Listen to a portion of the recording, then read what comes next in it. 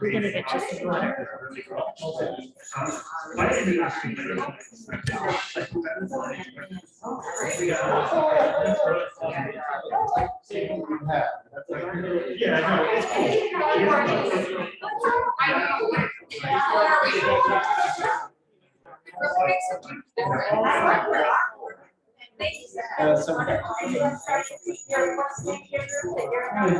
Just wanted to check in. Or is there anybody else that needs to sign? Okay. I have a question for Jim Martin. How's the amplification? Everything okay? I think it should be higher. Should be higher? Okay. So we have that.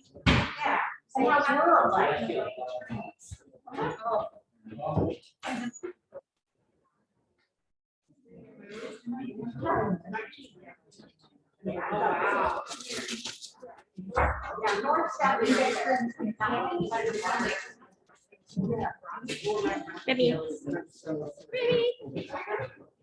Remington. Okay,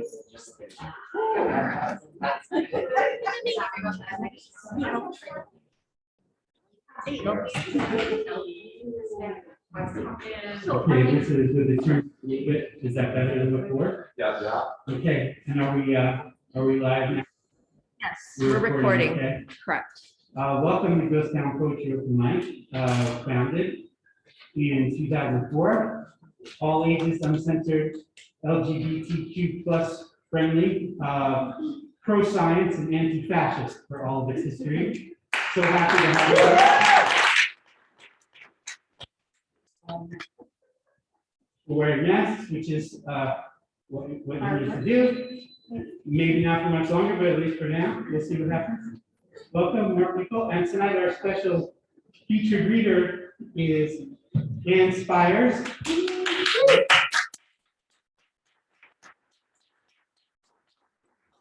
People want to know about Ann as people are settling in. And is from Vashon Island and was their first poet laureate. So we are very happy to have her here. I don't know if it's a record. Actually, you know, Mylin wrote in California, so I guess it's kind of has to be, but I still like much respect for people willing to drive a long way just to come to Ghost Town Poetry. We have a $5 suggested donation at the desk. We have Terry, who's one of the artists here at Paige. She will take your donation, and she'll also help you with book sales if you'd like to buy one of Ann's books. They're, you know, are really, especially with out of town traveling poets, this is the way that you can support them, buy their books. And what we do with the donations, in case you're wondering, is it's a three-way split between this wonderful gallery that we're in, Art at the Cave, and we're very grateful to them. Our featured reader and printed matter Vancouver, which is the small press and editing service that I founded with my wife, Tony Brazel, in 2011. So we're very fortunate to have, do we have one or both of the artists tonight? We have both of them. So before we get into the open mic, I've invited David, Mylin, and Russell Ford to just say a few words about the beautiful art that surrounds you. And this would also be a good time to say, be aware that there's art around you. Try not to injure anything. I'm from New York, so I would say that, you know, if you break it, you buy it. Rule seems like we're being fair enough in these circumstances, so don't fucking break anything. So you guys want to come up together or one at a time? Yeah.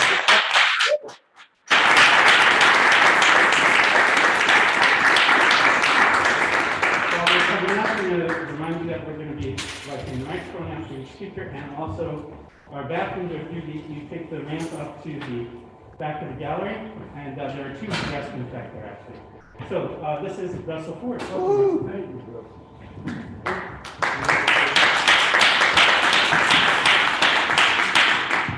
Chris invited us to say a few words, and you know, to a bunch of wordsmiths, that's kind of a privilege. So,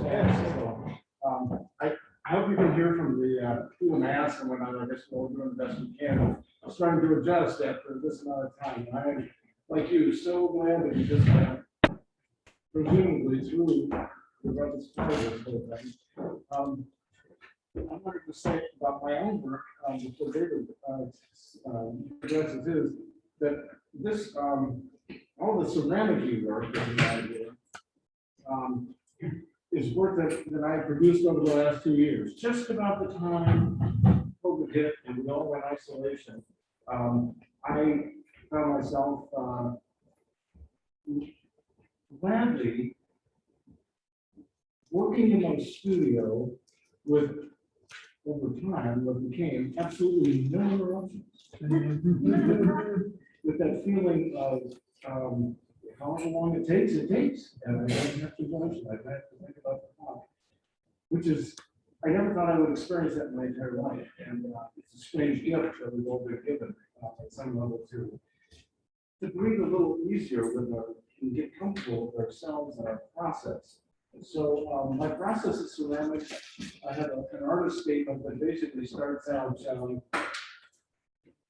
with a quote from Morrison, who's a famous ceramicist, Seattle style. And he said to a group of teachers one time, and I was one of them, ceramics, don't even get started, she said. It'll break your heart. It works, it cracks, it bends, and eventually it breaks. So thank you for that, Chris. Wild destinations. Talk about your talk too. What happened? Your talk, your artist talk. Your artist talk. Oh, my artist talk. This Yeah, you want me to say Saturday, yeah. something about that? You say something. It's going to be coming this Saturday. So, and David's is going to follow up on the next Saturday. So we're going to have a little, I didn't hear. It's right down there. If that was wrong, I think I'm the 12th and he's the next one.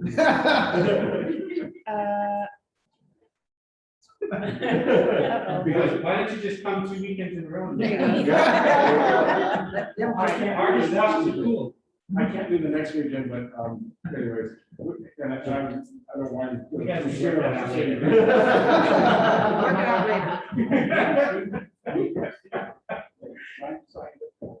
They sent me that originally, and then they said, we screwed up. And we gotta change the dates and that, so. The next following Saturday, this one coming, David and I, or both of us, are gonna be here at 1 o'clock. That's what I got, 1 o'clock. And, we'll talk about our stuff. In any case, so the work that I did, I think, speaks to all of the people in this room who are on some level reaching to find a higher self inside themselves, using words, using dance, using visual arts, hands-on sculpture, whatever it is. And we all benefited from that little quiet time. And I'm thinking, before we rush back and get on the treadmill and start thinking about tattoos and whatnot, I just think we should all collectively treasure that moment and think, if there's ever a good reason to be an artist, I love it in the language, whatever the language is in Bali, so I have heard, Balian language does not include a word for artist because everyone is one. There's no distinction between anybody who's not an artist. And I wanted to live in a society that realizes that as opposed to recognizing it. Anyway, hope you take a moment, enjoy the art. David and I collaborated on these pieces, some of these pieces, and which meant that we broke from our normal mode of working alone and actually communicated and traded ideas back and forth and adjusted ideas to make that work. So as you look around, notice some pieces are made of steel and some pieces are made of ceramic, and some pieces are made of steel and ceramic. Those are the collaborations. Thank you. Thank you.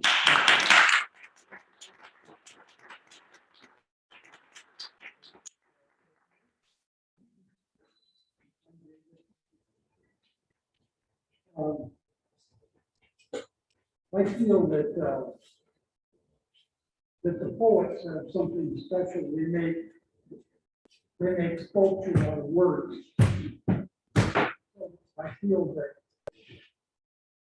everything that's on display here, the poetry fits in perfectly. Poetry is part of it. I feel that my work,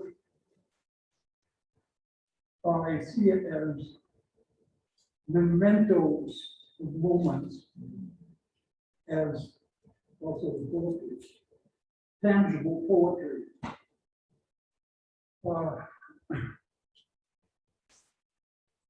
I think that these days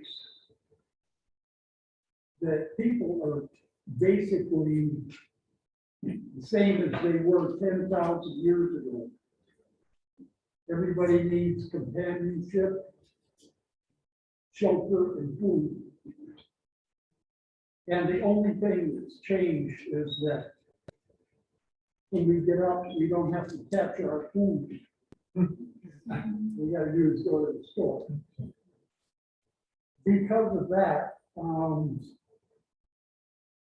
this is occupies a large premise in my work, is that I believe that since we no longer heavily rely on our hearing, sight, smell, and touch in order to catch our food and survive, we no longer acutely use these to survive every day. So, as if you lose one of your sights, is if you lose your vision, it makes your other senses more acute. Well, since we're no longer really, using our senses hardcore to survive, I think that we have other things that are within us that are getting stronger. And I'm not sure what they all are, but one of them is intuition. Another one is telepathy. And I think that we have a lot of power in each human that we've forgotten over the many years. We've just totally forgotten about it. So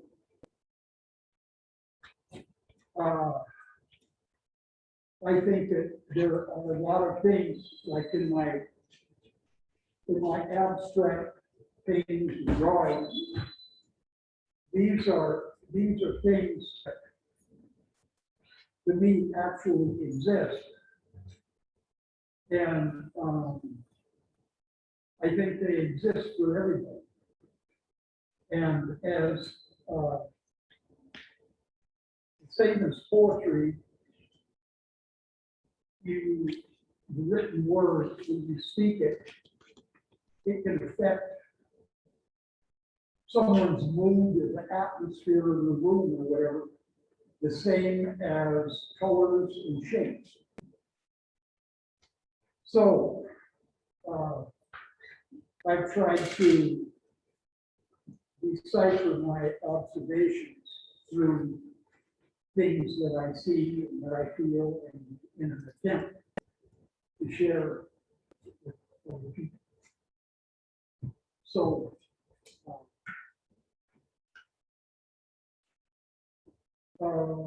so that's what I have to say.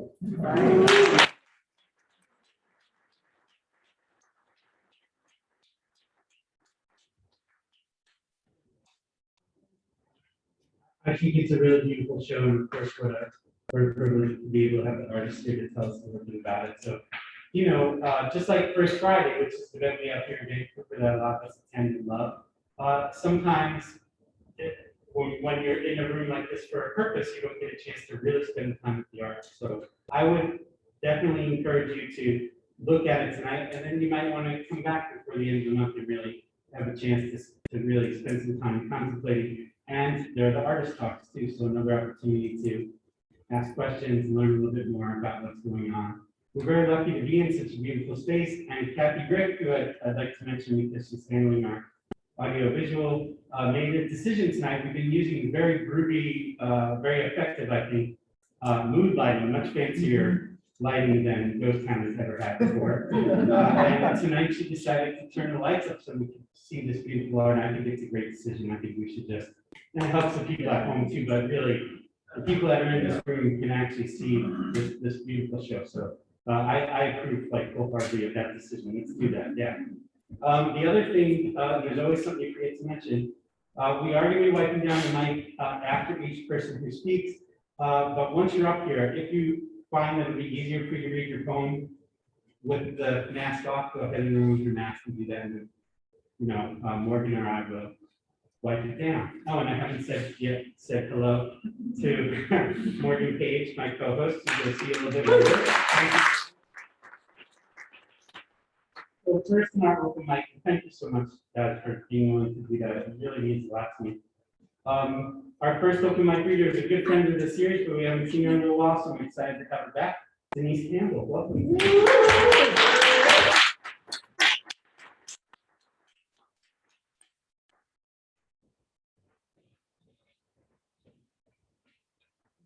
Can you guys hear me? Like, this phone is called it.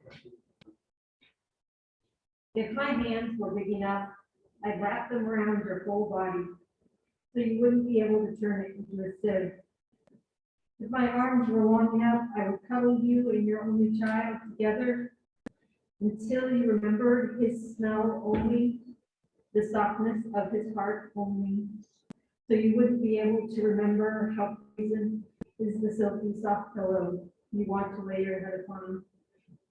If my voice was loud enough, I would set it loose to drown out all the other voices and memories that haunt you.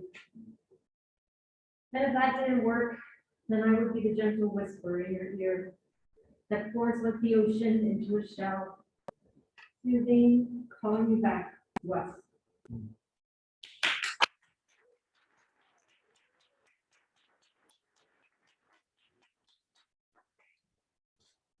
Thank you, Denise.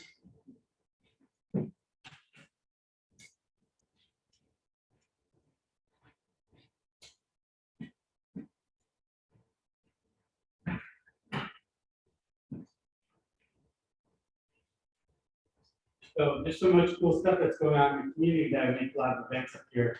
And I tend to ask people to, you know, pitch their own stuff because then it's less of me, you know, announcing things, and also people pitch their stuff better. But it's really, we're really happy and proud to have just a couple of doors down from where we are, Birdhouse Books.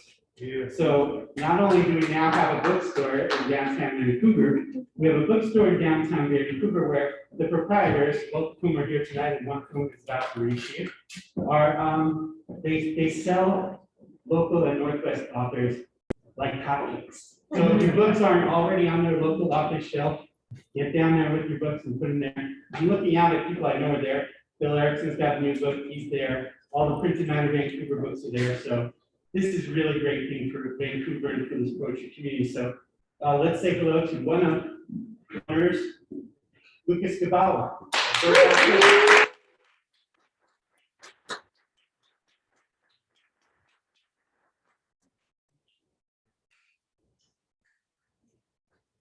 Thank you for Birdhouse. Thank you for that. Thank you all for being. We appreciate it. Couple months is a fantastic space. And to express yourself. Other half, Sarah Summerhill in the department.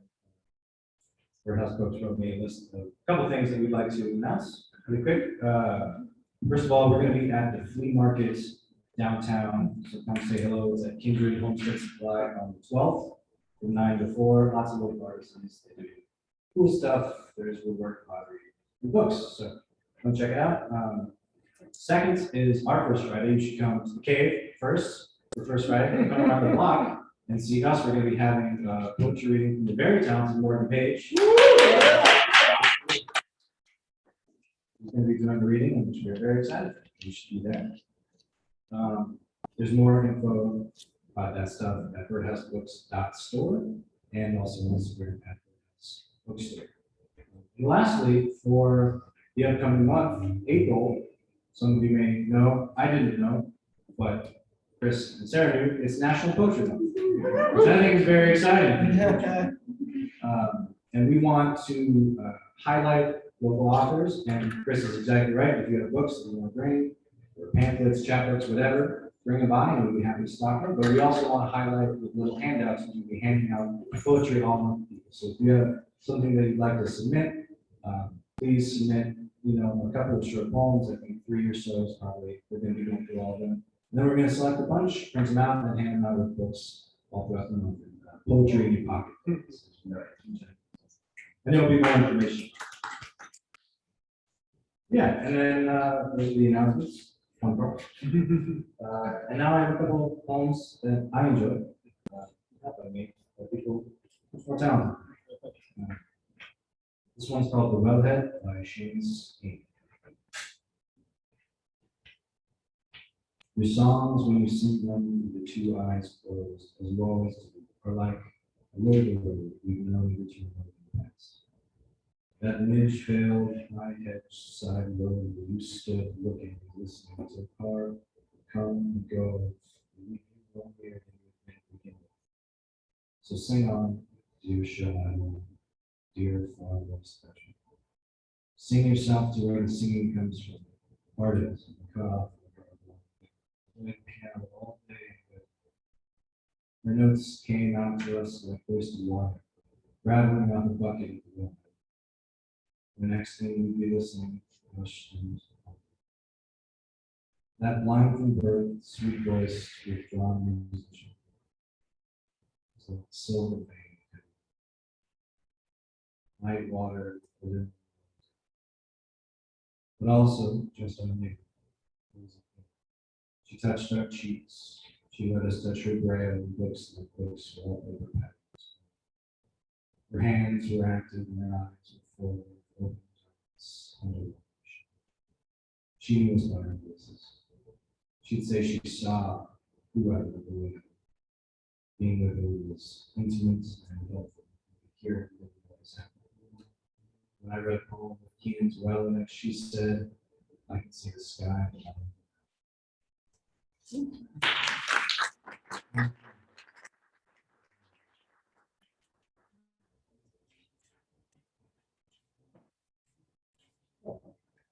going to read the poem. Just a reminder, at Birdhouse Bookstore on Instagram for any of those announcements and stuff. That's where you get. So this is also called Gift. This one's by Roderick Gift. If you can keep your head and all about you are losing theirs and learning it on you. If you can trust yourself when all men doubt you, make allowance for the doubt. You can wait and not be tired of waiting, being lied about, don't deal with lies, being hated, don't get great hate, and yet don't look too good, don't talk too loud. You can dream and not make dreams your master. You can think and not make thoughts your aim. You can meet with triumph and disaster and treat those two monsters just the same. You can bear to hear the truth you've spoken, twisted by knaves to make a traffic of fools. Or watch the things you gave your life to broken and stupid and broken. You can make one heat with all your winnings and risk it on one turn of pitch and toss and lose. And start again at your beginning. You can force your heart and nerve and sinew to serve your turn long after they have come. So hold on to you, except the will which says to them. You can talk with crowds and keep your virtue. You walk with kings. You lose the proud touch. Neither foes nor loving friends can hurt you. If all men count with you, but none too much. If you can fill the unforgiving minute, 60 seconds worth of distance. Yours is the earth and everything that's in it. And, which is more, you'll be mad.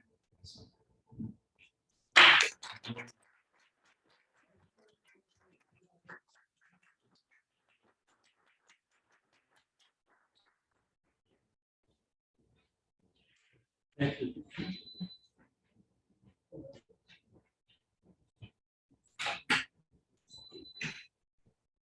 Well, thank you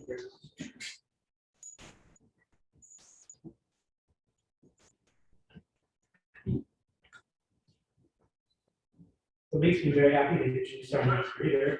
Not only is he awesome poet laureate of Clark County, Washington, he will also be our featured reader next month for April for National Poetry Month. So come back next month and you'll get to hear even more of the good stuff that he does. My friend, Armin Tolentino.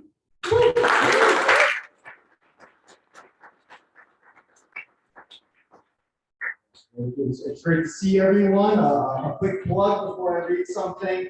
I'm hosting monthly free workshops at Cascades Presbyterian. It's been a fantastic experience so far. I'm grateful to the folks at Cascades Presbyterian for making space for this. So the next one will be on March 26th, Saturday, 10 to 12. And all you need to do is register on my website, www.armintolentino.com, so I know how many things to print out.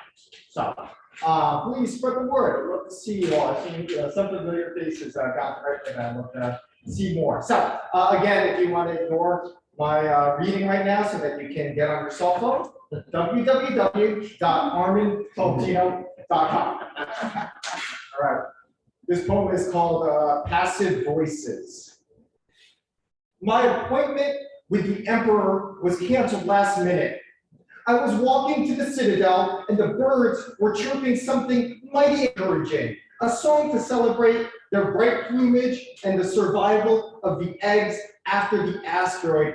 Never mind, each bird is out for itself, and some are notorious for their fetish to feast solely on the organs of lesser feathered things, when millet has been proven scientifically to be just as nutritious as kidneys, according to multiple verified posts from the daily transmission. But it doesn't matter what happens in the quiet of a victim's open cavities, and there were places I had to be. A bird song was heard by the lower municipality, which made us stop still and place our hands over our hearts. Never mind, the heart is more than likely a myth. Based on independent studies, the Bureau pays billions of raw diamonds to suppress, because knowing what beats behind the plasticine monogram is akin to knowing the date you'll die. What good is knowing? The text I got said, reply forgiveness to reschedule. A dozen dove busters were fouling up the 10G receivers with their tonal war cries, and plenty of infants were made sick from the rotting dove parts stuffed in the vats where the powdered formula was formalized. Things were on my mind. The schematics I'd sketched for His Majesty were time and light sensitive. In my tiniest spit, I sketched each schematic and rolled them, a figure per in amber bottles with just enough residual powder to numb the tongue. Mistakes were made, said the text I got when I got home. What are you going to do? I said out loud to my coat rack.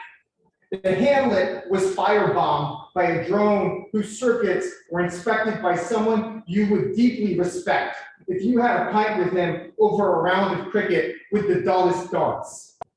Shots were fired and many songs were written that captured our collective psyche.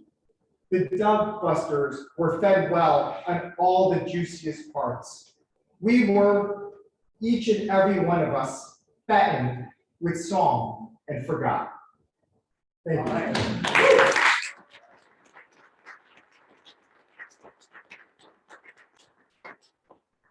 Thank you, Armin.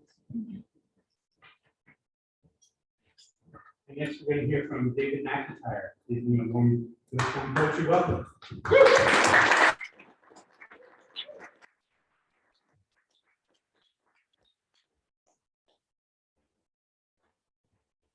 Thank you.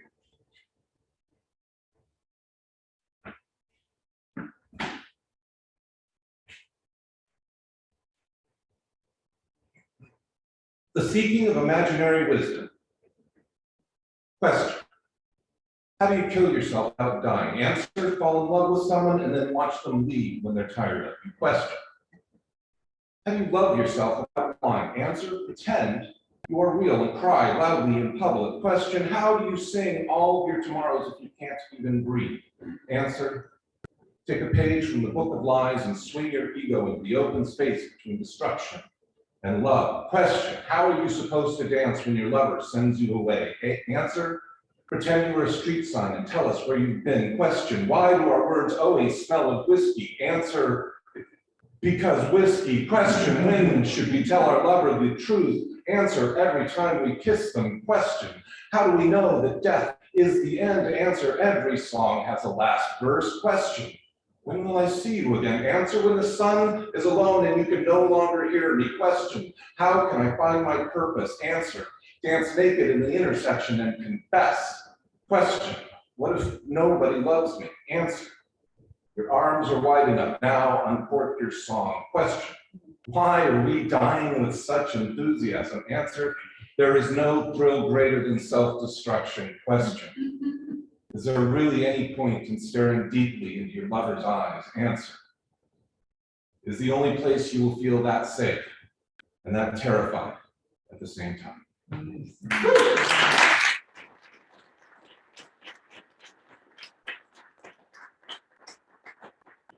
I'm going to read something from my most recent book. It's a couple years old at this point, but it's called Everything I Write is a Love Song to the World. It is available for sale on Amazon, but unless he promises to stay there, I don't want to help Jeff Bezos go to space. So if you're at all interested, I have copies that I will sell you personally. I can make the price whatever I want.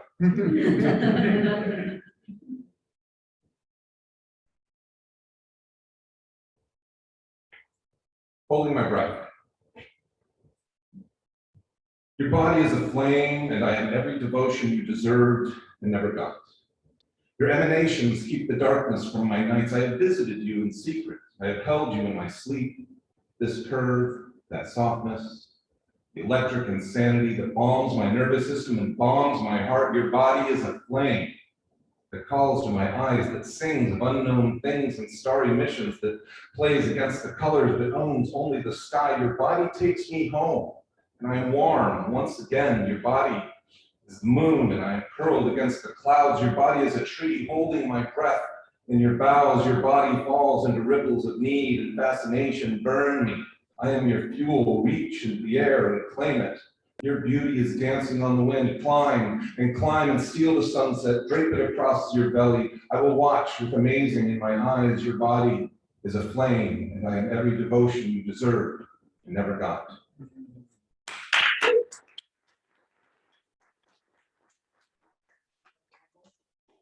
Awesome. So this is Gilgamesh.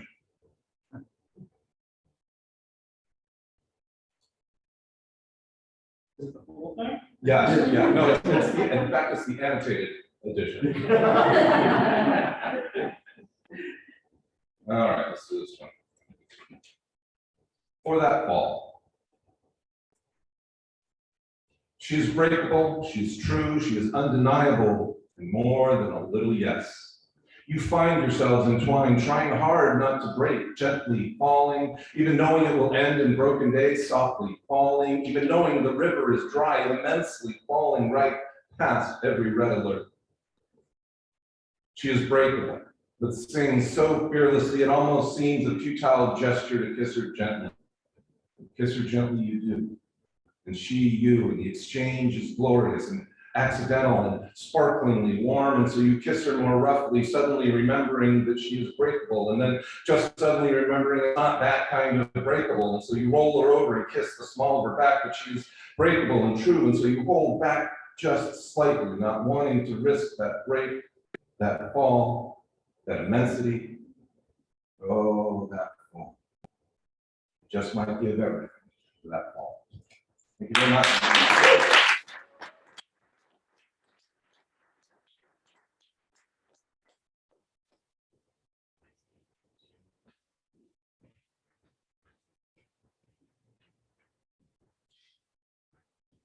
In here for one more open mic reader before we introduce our featured reader.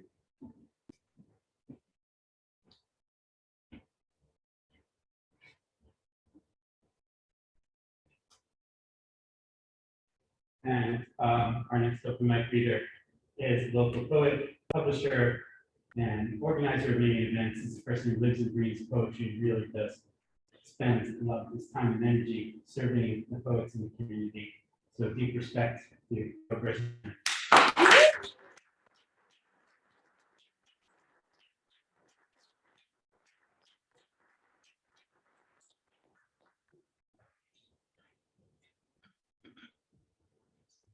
So a couple of announcements from myself as well. I will be performing at Shady Pines Radio's Cruising in the Pines event in Portland this Saturday.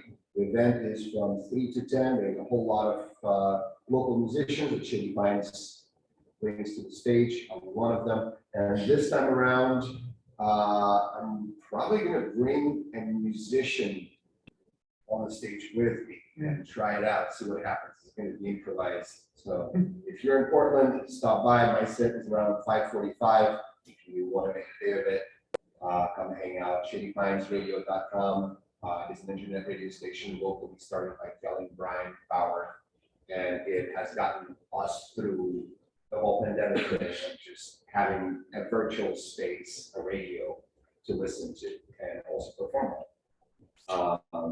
The second announcement is that Volume 5 of Night Since is now available. It's an ongoing project. Some of you know about it. Poems that I've written for 363 days, nights in a row in 2019. And I'm slowly publishing these chapbooks as I get enough money from sales of the books to bring the next volume. So I have some of these books with me if you want a copy. If not, you can go to my website, igorbrezhnev.com. If you can't spell my name, it's americasadrycookie.com. So there you go. And now a few poems from this. And by the way, this particular book is dedicated to Morgan Paige,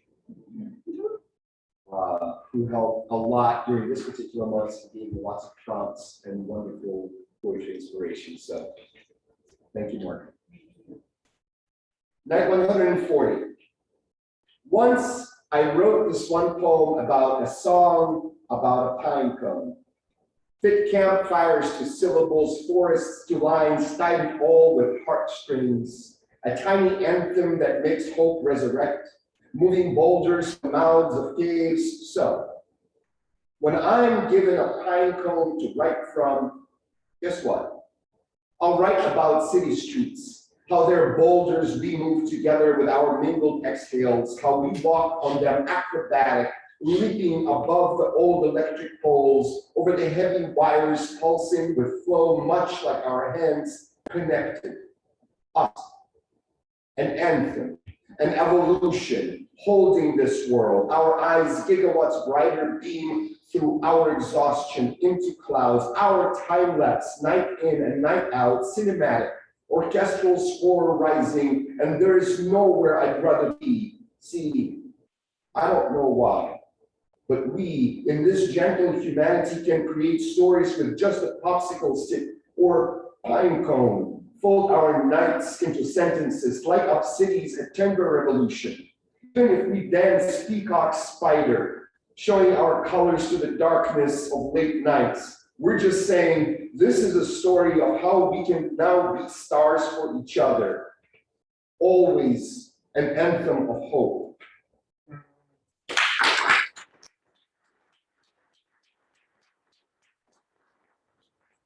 And I got a couple more for you. I think today I'm trying to assume with a little bit of hope. Usually my work is a little darker, because these poems have been written while I didn't have a home. So, but this book, this particular book has a lot. Night 162. If I am magic, then I am the lonely magic. The empty park bench in a forgotten small city park, musician playing empty room, the plastic bag floating above subway vents, the single shoe unfound in the street, the cigarette half smoked in a weak full ashtray, the flinched face upon random gentle touch. I am magic, then I am the tired magic, the sigh escaping time. Faded stripes of crossings, 2 pizza slices midnight for one just before the closing time. broom and dishwasher solos for 80s forgotten music hits, the aching ankles free of shoes, the miracle of we made it through this fuck up day. If I imagine that I am the hopeful magic, that tomorrow is another day refrain, the fall in love anyway staccato despite past pain, a spell of let us try again. If I am magic, then you are magic too. So tell me, which kind of magic are you?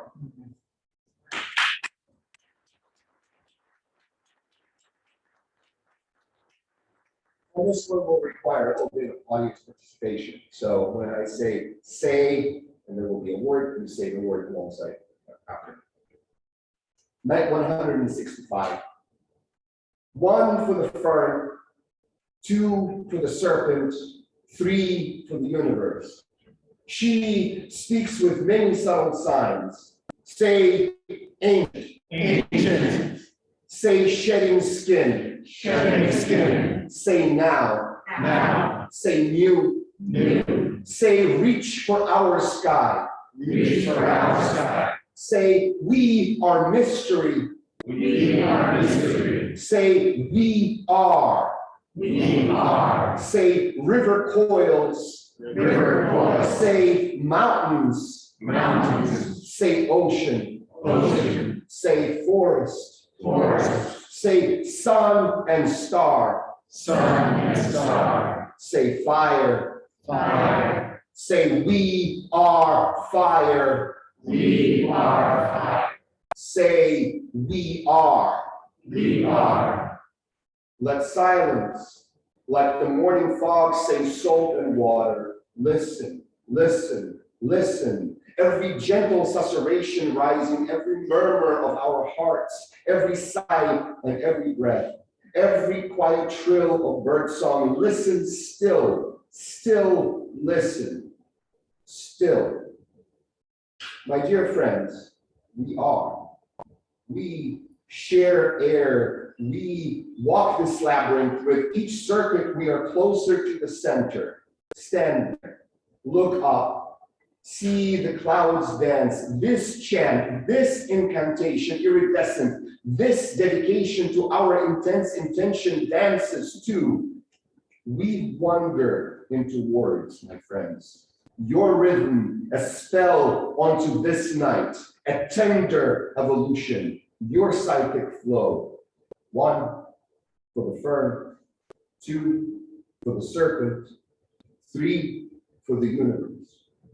I see you, I hear you, I believe in you.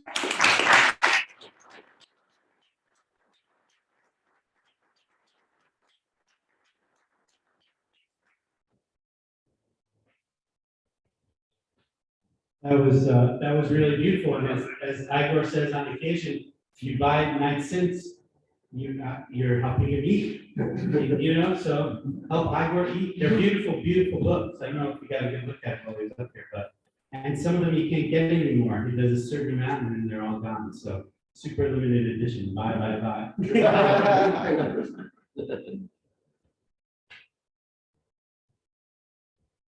So I know I'm in this role of telling people to do things like buy books. I promise you I wouldn't say buy.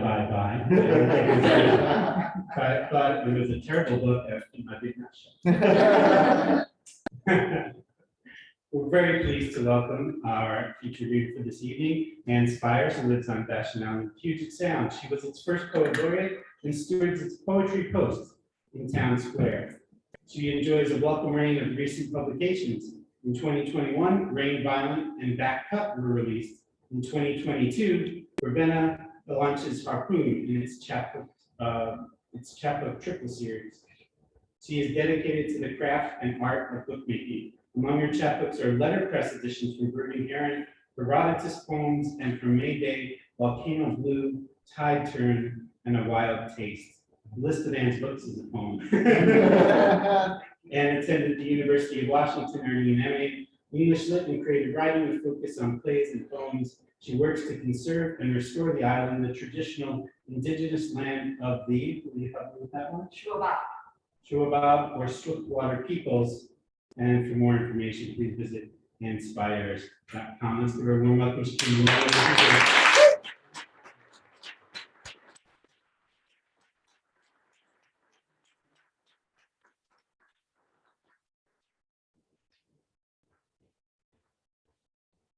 Thank you, Christopher and Morgan, so much for answering my email. I apologize. I left my mask over here. And also to the women out at the cave. I went online to their webpage and looked at their very vibrant, energetic, wonderful art. And thank you, Vancouver, for being here. And I do have 2 cousins and a friend. How many of you have had 2 cousins come to the poetry reading? So I'm going to first read from Rain Violent. And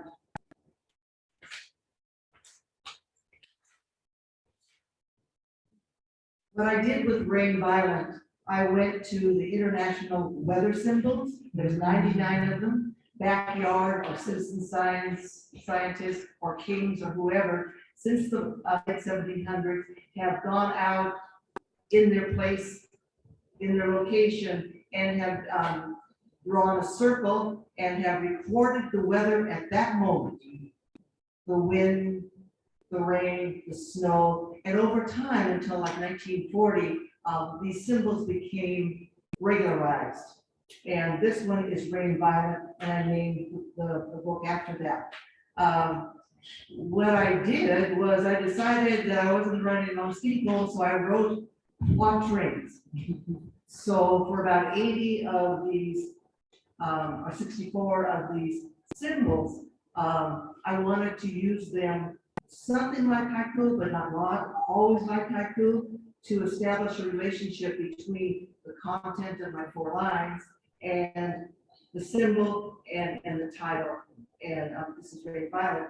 And what I needed to do is to stop blowing up horribly the icons themselves. And I knew somebody from Vashon Island who owns this square, Mylin Frank, who had gone out and taken Juncus eufusa, it's a reed or one of those wetland plants, and had burned it down, and it turned it into ash, and then made ink from that. And he did this beautiful brushwork. So so he did the icons for me. So I'm going to start with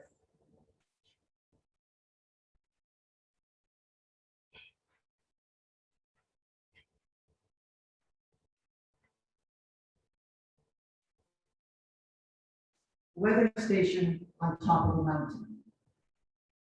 Ants stream like red monks lining up to collect sweet from whatever heat rises, and everything tongue pretty with nectar in winter's slip into warming. So these are poems about weather crisis. And I didn't rant when I went through for about 5, well, actually since 1985, when I wrote out all of the symbols. But in the last 10 years, every way of seeing climate change, either in the mist I was reading or walking through my life or conversations or hikes or the ocean, memories, and so on. Rain slight, 1 dot. You were familiar with a lot of these. If you look really closely at the weatherman's weather map, you will see these symbols. Rain slight. First we take Manhattan, then Berlin, maybe Bangkok or Dubai. We infect you. We swarming our genes of kaleidoscope, twisting faster than your magnifying eye.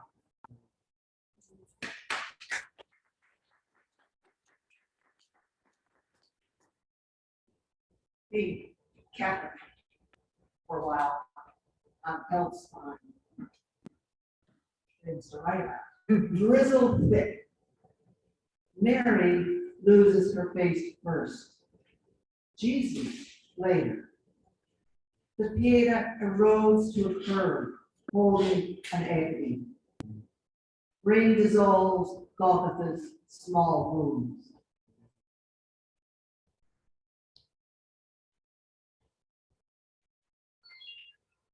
Ice pellets. Music. Ice pellets. What are the blue orbs of the fruit trees? Apples wrapped in gauze. Too precious to leave naked to hail's bruising. Maggots worming our migrants, workers, thick hands.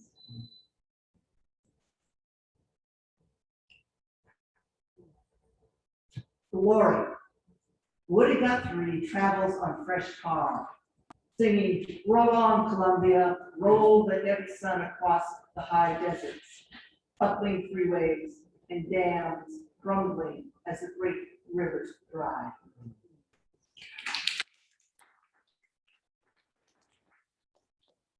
Mirage.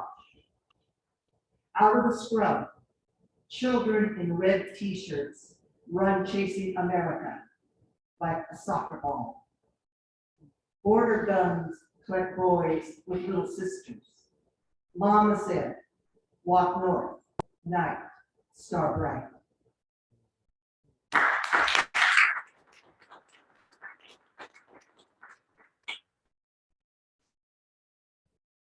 Ever been to Idaho? Oh. Dust storm severe. Bison shot, and they're dumb now dust. At the buffalo chip toss, giggling teens flame Idaho spuds as the Cherokee executes a hook dance among the paling camps.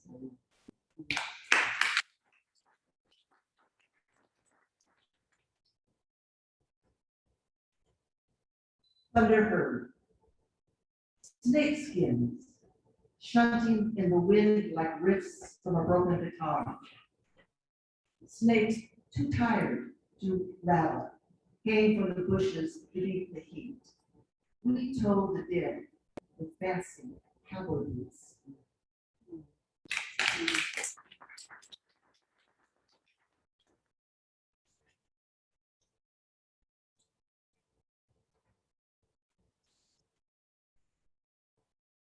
No clouds. The high blue ice gone, melt gone, salt water intruding, salmon shallowing across the floodplain, arching backbones, skittering across the pavement.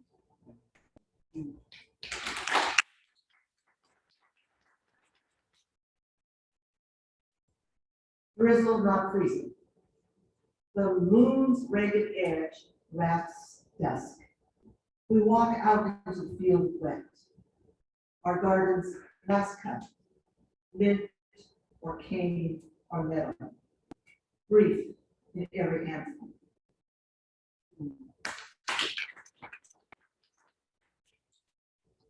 Rain freezing slight. Nettles collapsing in the long loss. Winter wrens quiet, their soft sing. Ring silvery blue iris, and the crows crack we seize. What Teresa saw was this.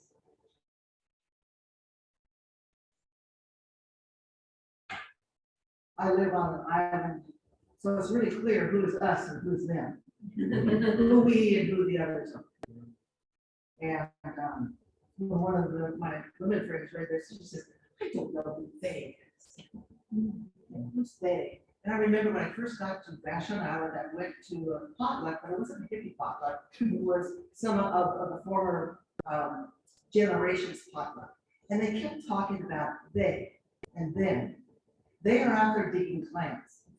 They are out there on our beach. They.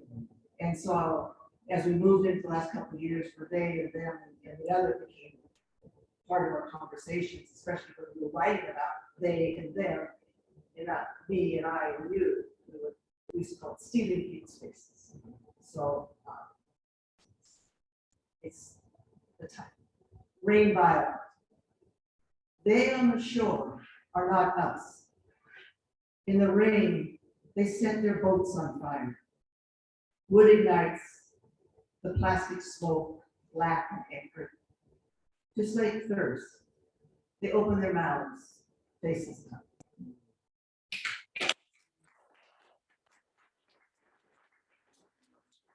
When we do Tai Chi, every movement is full of hope. And so I ended it with a Tai Chi. Snow, crystals, starlight. Out of the boat, kindness steps. She is pregnant, full. She has done this before. Stepping out of boats, walking, finding balance, grasping the bird's tail.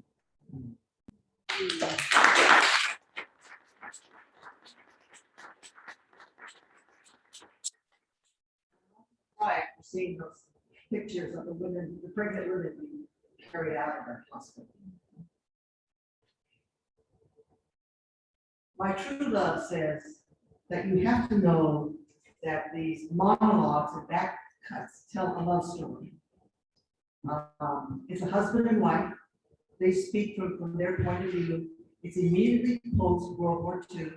This is Copalis, Washington, or the part of Washington State that has the sandy beaches. And it's 1946 or 47. And these people are not digging razor clams for fun. They are part of the population that does that type of resource work for money to make a living. Why? The themes of the movie. One, this is a life story. Old man Samson straightens his flannel shirt, faded to gray, cigarette behind his ear, face fell long as a bouquet. He stands in a bright color of cedar shakes, freshly split, day in and day out. He waves his arm, a generous invite to go at it ourselves, split our own shakes, or leave some coins, nickel per piece, honor system. I run a U-shape, he jokes. The old coot shows off his fro, cleaving the wood, he twists his hat, iron splitting shakes from the bolt's fresh edge.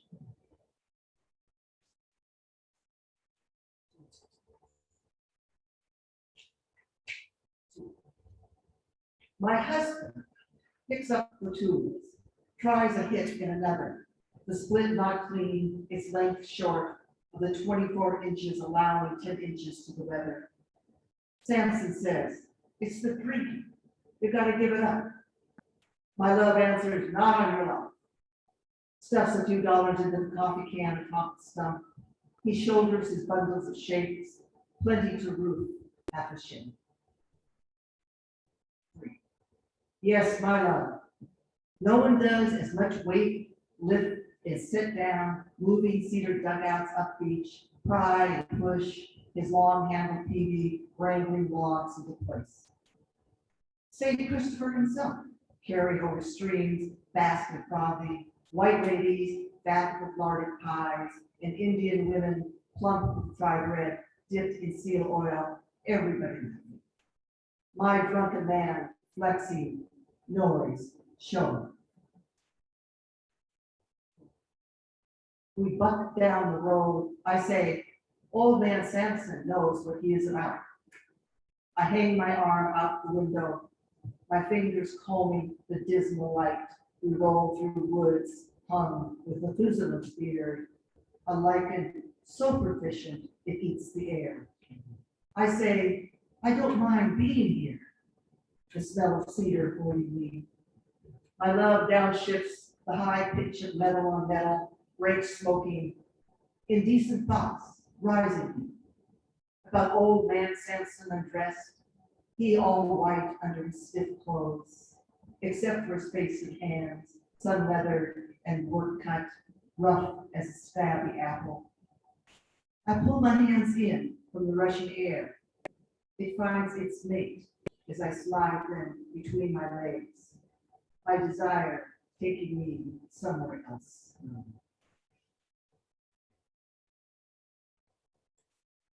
And now one for the husband.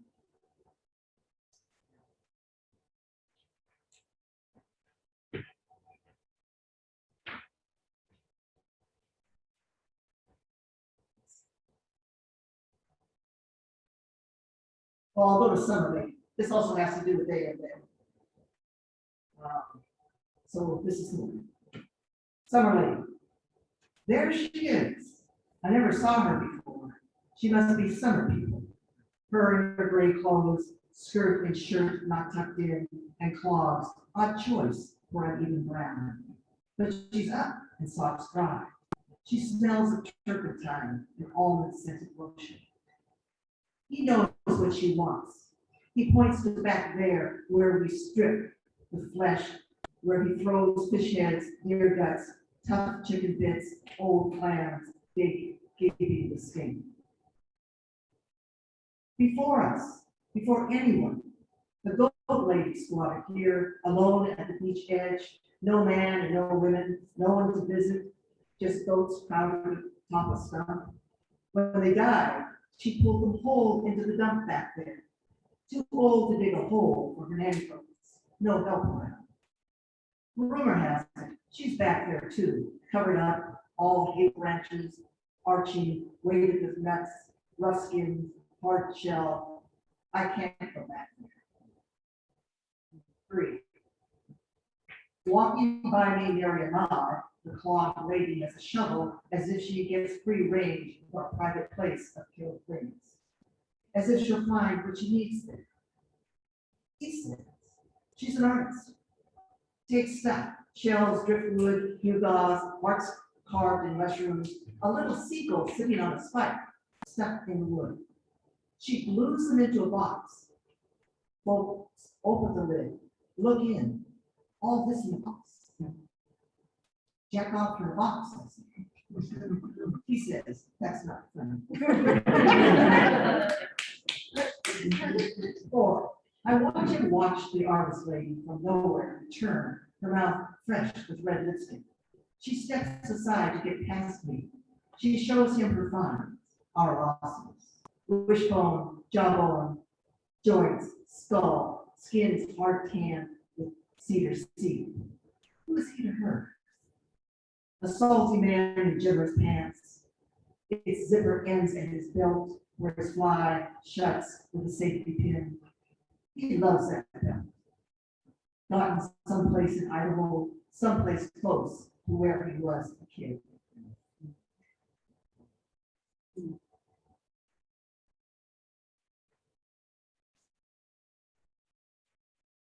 What's all together?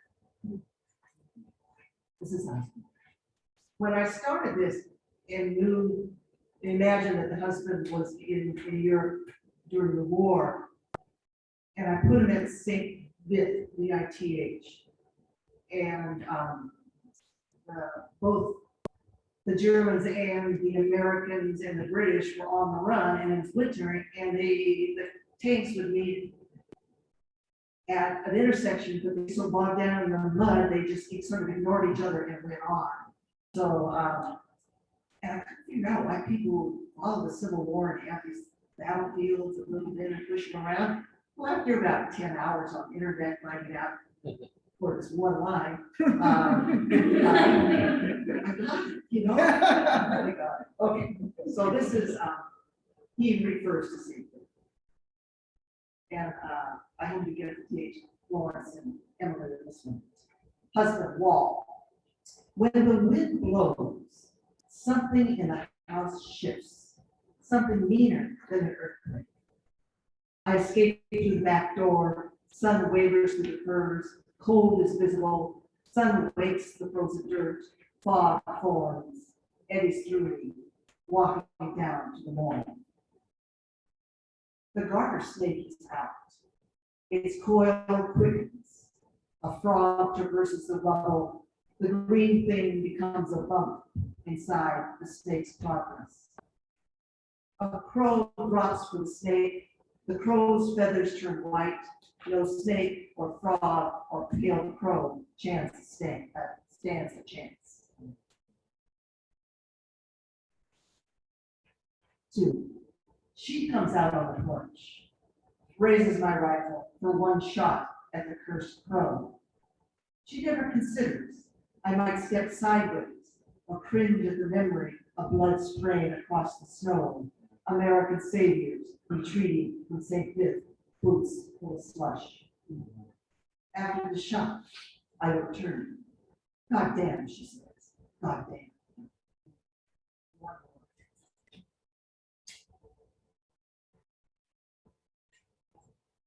Today, with my friend here, we're talking about invisibility. And in my family, it was wonderful not to be noticed. I was with 6 brothers and sisters, and all these cousins. But it was great to be not noticed. And actually, I spent most of my time during my teenage between the front picture window and the back of the sofa. It was just a great place to be. But over the last 40 years, there's many women in the feminist movement that says, I don't want to be invisible. I don't want to walk into an interview and not be visible. So this is sort of the other way of not being visible. I walk from the Columbia River to Cape Flattery, north to south, every inch, except the base, every inch. And I love being invisible. A single woman walking along with purpose is invisible. If I had a dog or a man or kids, I'd be visible. But just that one going forward. Wife, daily report. 1, all day I'm out, walking while there is God, a hawk, daily a songbird, an elephant seal rolling his bulk in the swash, a scarred bottle, but no message saving me. My love is upbeat in his pickup, stop and go, headed this way, beach. Yes, I am here, I am here. Snowy owls spotted on a bleached wall, north back dune, this year a Christmas maybe. Dogs worry the owl, the bird rotates its head.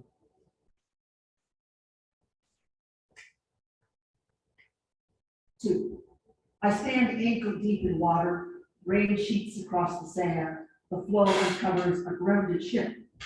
I stand under gunwale, the top side salvaged, damp wicks up my pantries. I'm not alone. A beachcomber meanders the rack line, straightens his walk toward me. Suspended over this expanse of light going west, dust covers the dunes like sleep over a naked body. Did you find anything? I ask. The man getting too close. He doesn't answer. Against the rain, I say, you're standing on a shipwreck. He asks, where are you staying? I say, I must get back to my husband. I gesture to the road. At my car, assorted guys stand next to their tired truck. They are busy smoking weed.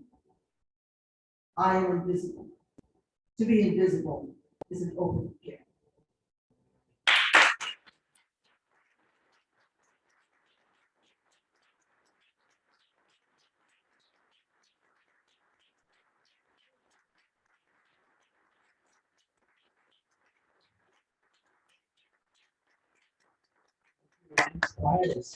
Wonderful. Thank you very much, Hannah.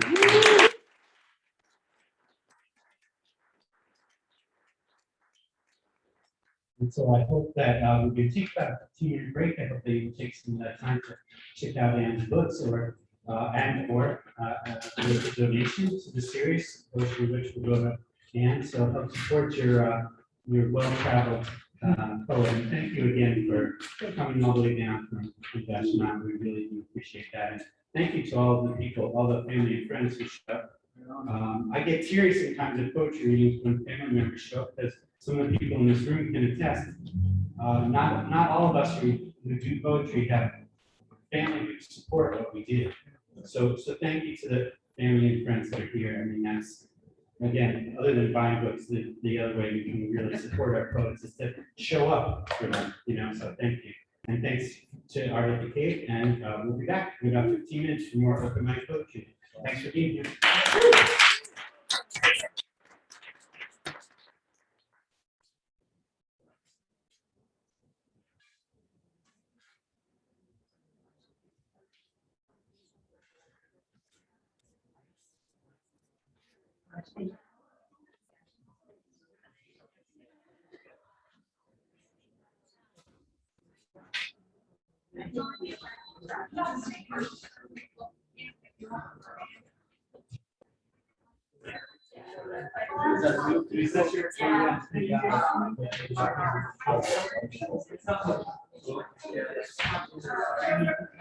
Armin, good to see you. I'm doing well. How are you? I am, yeah. And Andrew is too. So yeah, I was trying to convince him to read one of the poems that he started. Yeah, but yeah, he likes to spend a month editing his poems. Oh, yeah. How many like iterations do you have? Like, do you label them like version 2, version 7, that kind of thing? I don't. It would be a good idea just to see, but Cool. Just stares at them until they lose all meaning. And yeah. anyway, I found that people I know love editing and design. But the writers, it's just always something. They're always they're not like, oh, I don't know what to write about. They're always something. I'm trying to get better. Something. How do I think about this? Really, it's time. It's cool. I'm glad that you can Yeah. Well, yeah. I try to come out because I love the series. It's not just Thursdays. Generally, I was working on one today. I was pretty close to that church. Oh, okay. How are you doing? Yeah. I hurt my tail though Oh, a week ago, so he kept it like.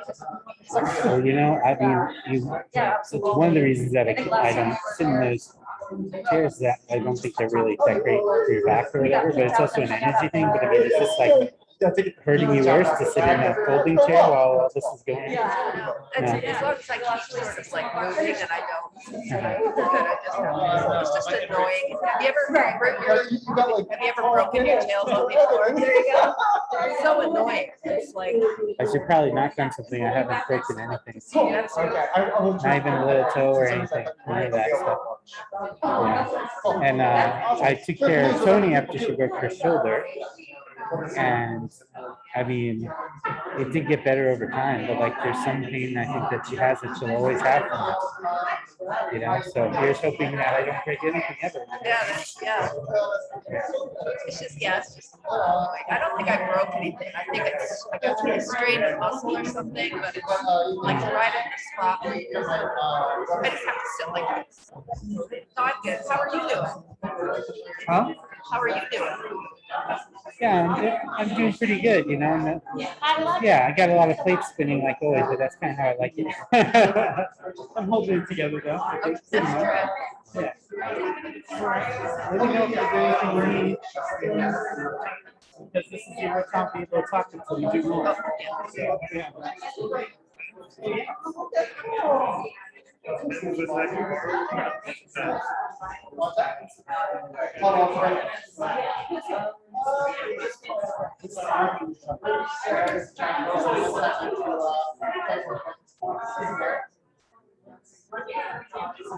I thought that it was funny that it seems like Russell and David don't know when their artist talks are supposed to happen. That was a little strange. It was strange, but I think he got it wrong. I think Terry got it wrong on the signs too. So I don't know what's going on. Like, I think it's the best thing is what you said, come to the weekends in a row. Yeah. I mean, I don't know if I'll be able to do it, but I might as well. I do like artist talks, and I also like when they're willing, like at the openings, I like interrogating, not in an aggressive way, but just like asking really questions. Oh, okay, look forward to it. And sometimes, anytime you feel like,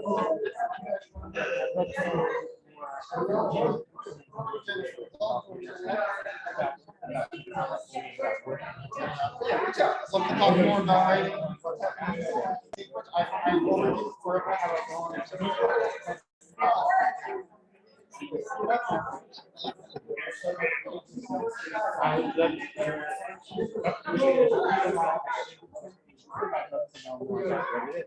Yeah, it's just one person's opinion, but not. right, yeah. Anytime you want to show shoot me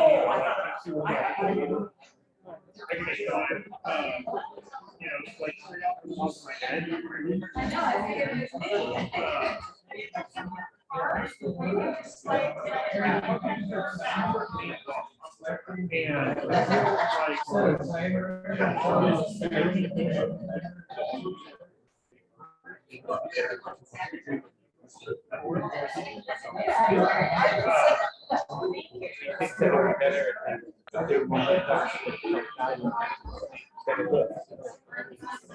Right, that and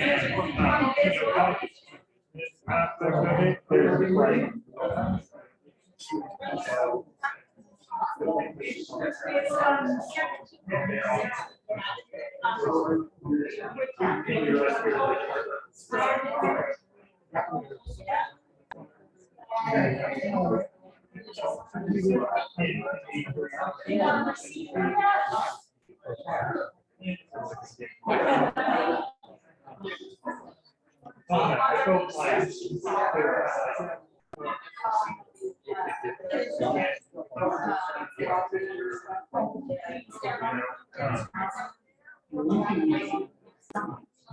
Hey. Denise, where did you get that? Back there on the little counter. Do you want one? I do, thank you.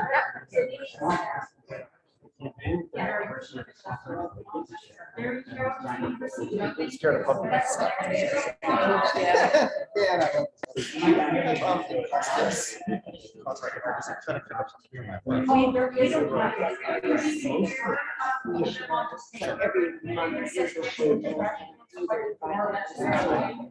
Or they will.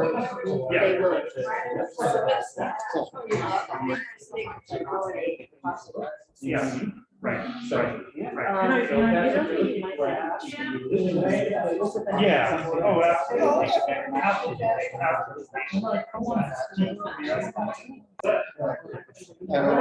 Yeah, I think.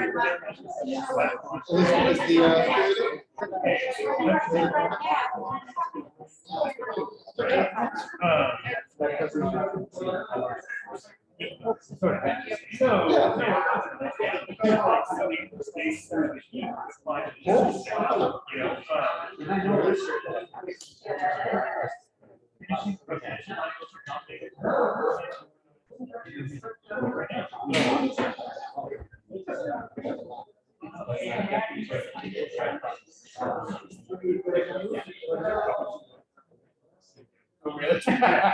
Yeah, no, that's so, it's great, you know, like, all these great investments that are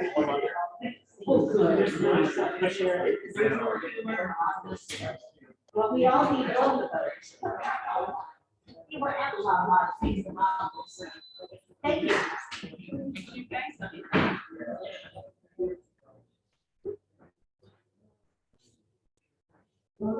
Thank you. Oh, sure. Is that good looking young man? He was drawing. Oh, really? Yeah, he was drawing the big stuff while you were talking. He was doing the brushwork. Yeah, that side for the senior. Yeah. Oh. Yeah, exactly. So you go there. Yeah.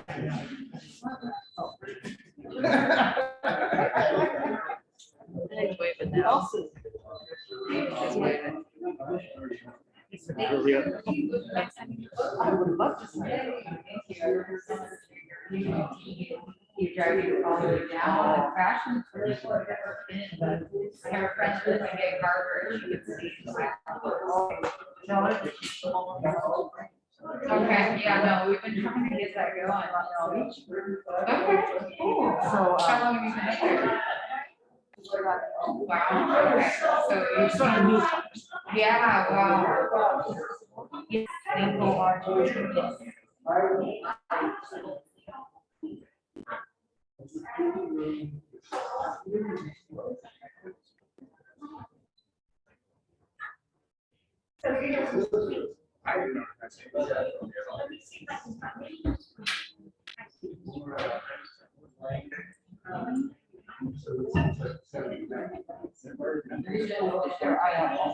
For some reason.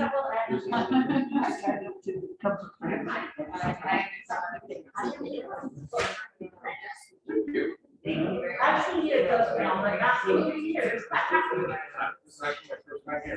Really?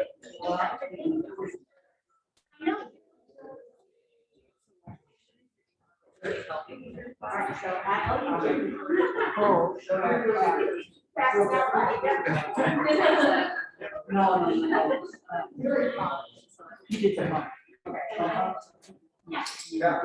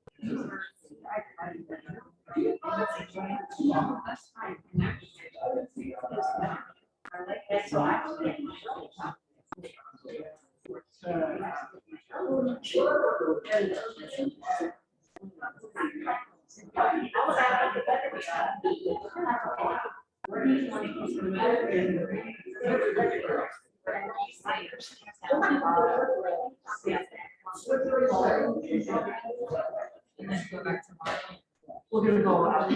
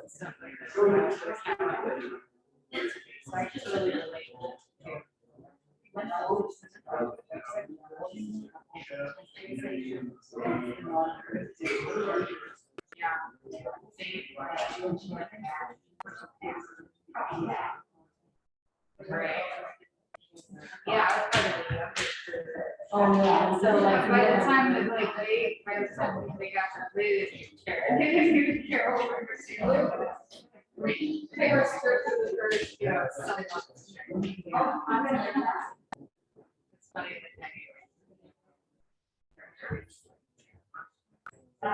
It was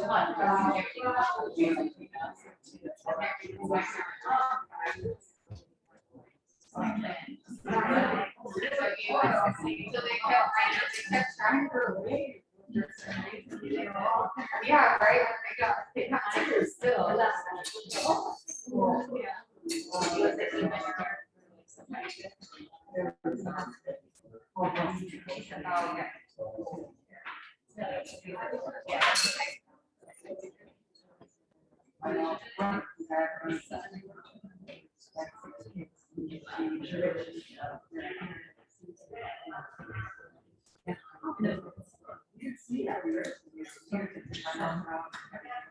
My kids are forming.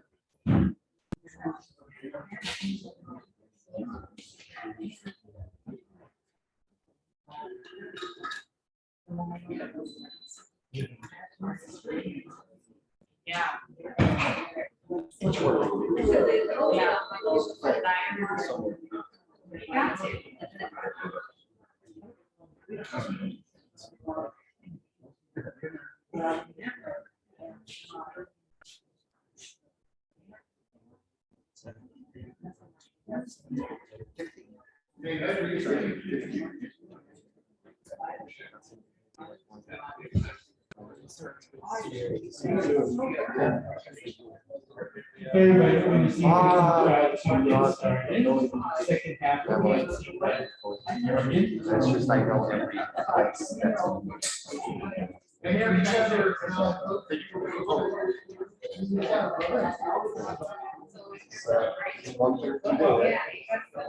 Politicians before.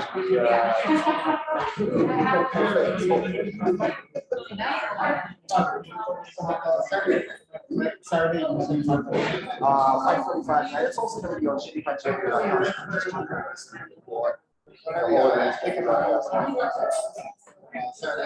Oh, nice. Don't come down. I got it's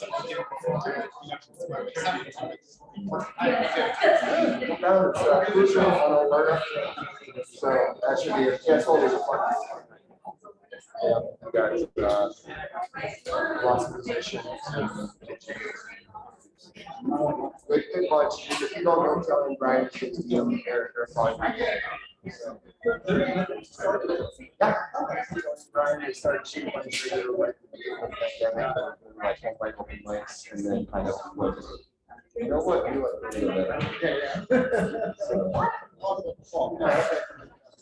Awesome. Yes.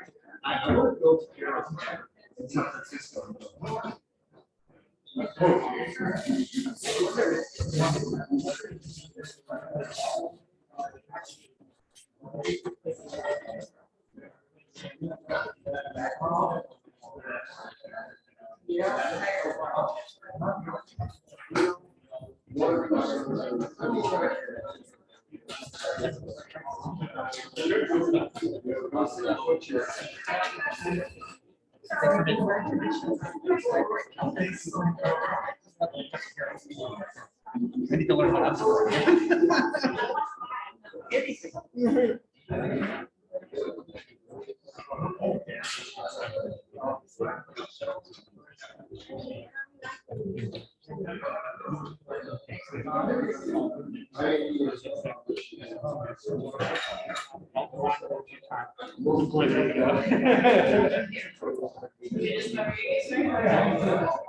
Everybody, cool. So if everybody can take your seats, ready to start the second half of Ghost Town tonight.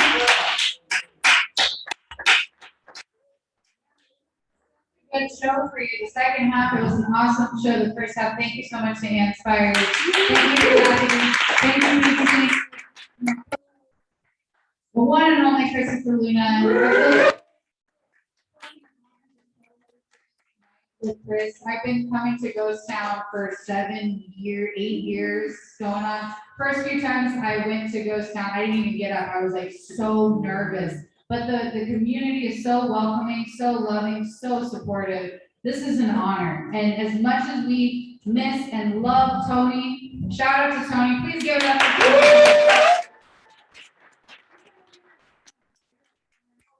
because she held it down with Chris for years and years and years, and this is an honor. So thank you all for being here. Super excited to start the second half of the show. We're in for a treat, and we're gonna start out with somebody who I love because he always brings something super fresh, super experimental. Ian Caton.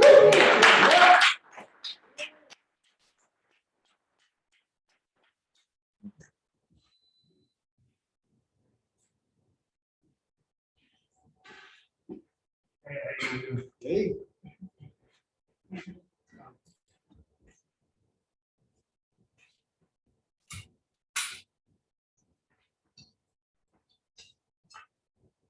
Hey, how's it going? I'm gonna take off my mask. I hope I don't offend anybody. I'm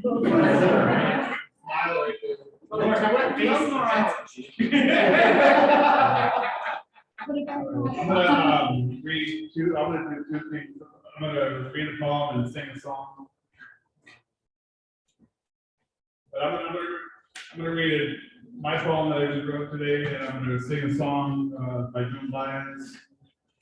And I was wondering if I should do the song first or the poem first.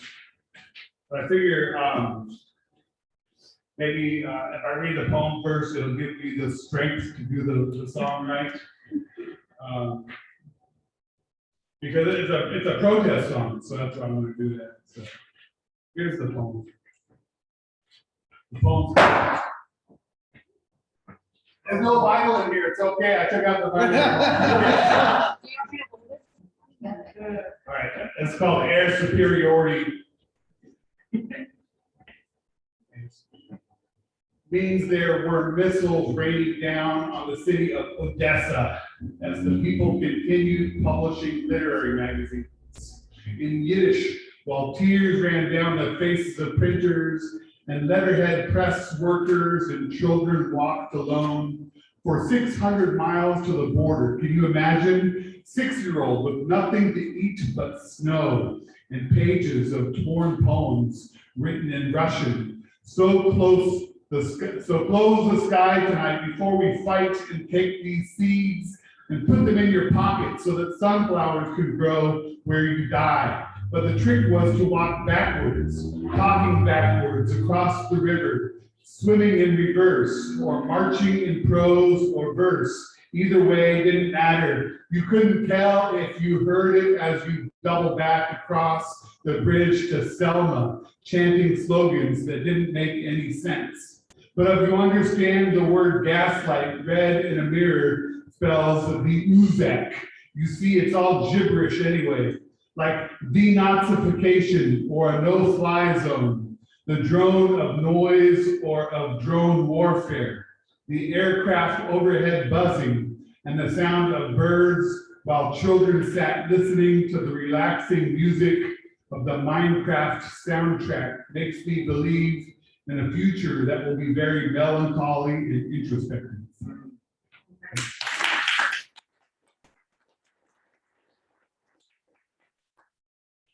This is from Joan Baez's album. Joan Baez Comes from the Shadows. I got it for $1 at Clinton Street Records. It's from 1971. This is a song called Prison Trilogy. Billy Rose was a lowrider. Billy Rose was a night fighter. Billy Rose knew trouble and liked the sound of his own name. Busted on a drunken charge, driving someone else's car. The local midnight sheriff claimed to fame. In an Arizona jail, there are some who tell the tale of how Billy fought the sergeant for some milk that he demanded, knowing they'd remain the boss, knowing he would pay the cost. They saw he was severely reprimanded. In the backseat cell on A block, he hung himself at dawn with a note stuck to the bunkhead. Don't mess with me, just take me home. Come and lay, help us lay young Billy down. This one's out. Luna was a Mexican the law called an alien for coming across the border with a baby and a wife. Though the clothes upon his back were wet, still he thought that he could get some money and some things to make a life. It hadn't been too very long when it seemed like everything went wrong. They didn't even have the time to find themselves a home. This foreigner, a brown-skinned male, threw into a Texas jail. It left the wife and baby quite alone. He eased the pain inside him with a needle in his arm, but the dope just crucified him. He died to no one's great alarm. Come and help us lay young Luna down. And we're gonna raise the prisons to the ground. Kilowatt was an aging con of 65 who stood a chance to stay alive and leave the joint and walk the streets again. As the time he was to leave draw near, he suffered all the joy and fear of leaving 35 years in the pen. And on the day of his release, he was approached by the police, who took him to the warden, walking slowly at his side. The warden said, "You won't remain here, but it seems a state retainer claims another 10 years of your life." He stepped out into the Texas sunlight. The cops all stood around. Old Kilowatt ran 50 yards, then he threw himself on the ground. They might have well laid the old man down. And we're gonna raise the prisons to the ground. Help us raise the prisons to the ground. Thanks.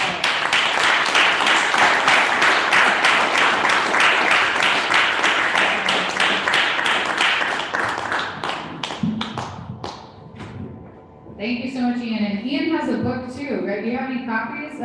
Crate Full of Records, not with you, but hit him up and probably find him at Birdhouse. Crate Full of Records, yep, by Ian. Thank you so much. Next, we're going to hear from somebody who just recently came out with a chapbook as well, which I'm hoping he will say more on that. William Erickson, come on up.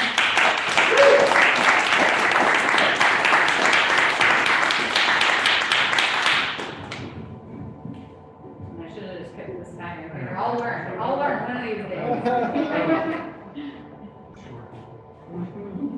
Ian, thank you for taking the pressure off me so that I don't have to sing. That was fucking amazing. So, I do have a book next door, or a few doors down. I also have a couple on me in my car. Y'all want to grab one? I think I have like two, maybe, so not a ton, but I'm not going to read from my book. I'm going to read some new stuff, because I want to hear it, and then we both get to hear it for the first time, which is kind of cool and a little scary.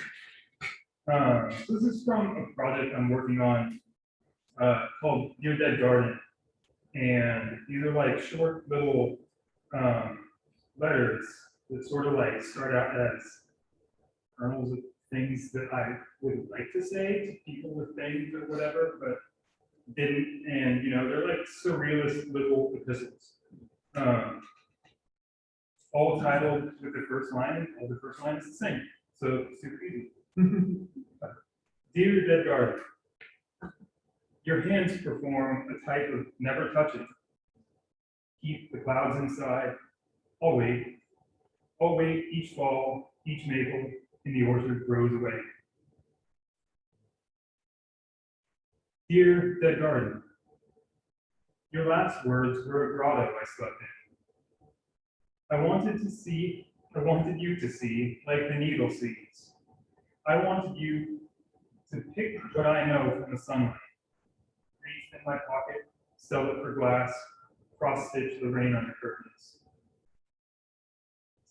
Dear Dead Garden, your voice, I hear the field it is. Every time is an outfit we slip on.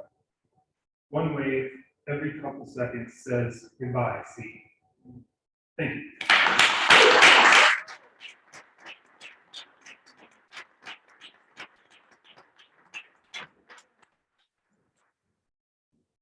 Thank you so much, William Erickson, and I would love a copy of that, but I can also pick it up from Birdhouse, so if anyone else wants a copy of your book, yeah, Igor does, and then I'll take one, and then, yeah, if anyone else does, yeah, there we go. Cool, next we're gonna hear from somebody who's been coming to, I've seen him a couple times here, so stoked that you keep coming back, Max, come on up.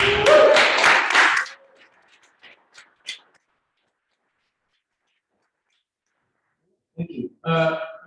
If you don't mind. Good call, good Yeah. call. Joke's on you, already back. So, a couple people here have already seen this performance because I did this Monday at Sanctum, which you should totally go to. It's in near inner southeast Portland, but content warning, this is pretty dark. I'm gonna do a cover. It's by a fellow named Ted Hughes. He was the husband of the much more talented Sylvia Plath. But he was a good poet in his own right. It's from a book of poems called Crow. Show of hands, anyone got it? No? Okay, 1, 2, okay. So Crow is about this crow that kind of transcends time and space. It's all these poems and he like talks to God and it's Adam and Eve and goes all over the world. And it's some of the sickest, darkest poetry I've ever read. I love it. So there's a poem in here that is about when Crow was born. And I first encountered it about 10 years ago when I had a couple weeks before almost committed suicide and was still not really into living very much. And it really stuck with me. It came up again because on January 12th, I was in front of my house about to go on a jog, and there was this truck across the intersection with its alarm going off.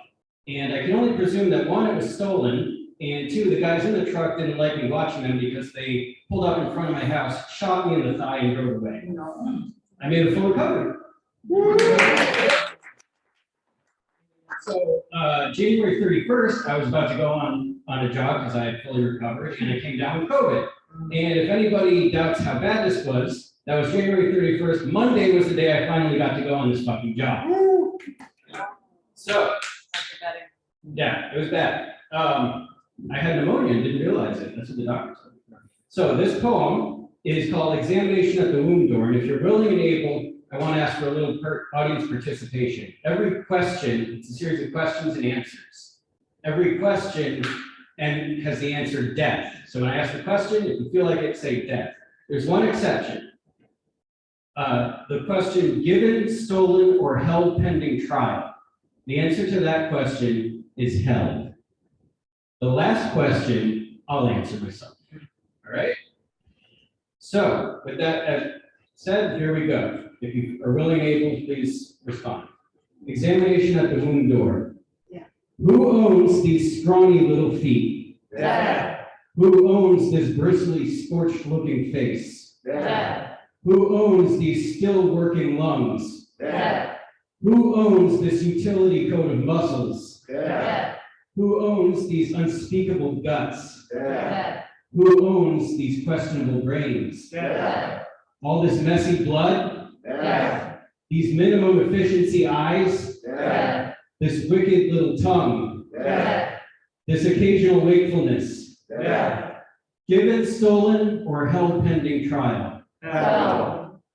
Who owns the whole rainy, stony earth? Dad. Who owns all of space? Dad. Who is stronger than hope? Dad. Who is stronger than the will? Dad. Stronger than love? Dad. Stronger than life? Dad. But who is stronger than death? Me, evidently. Pass, Crow.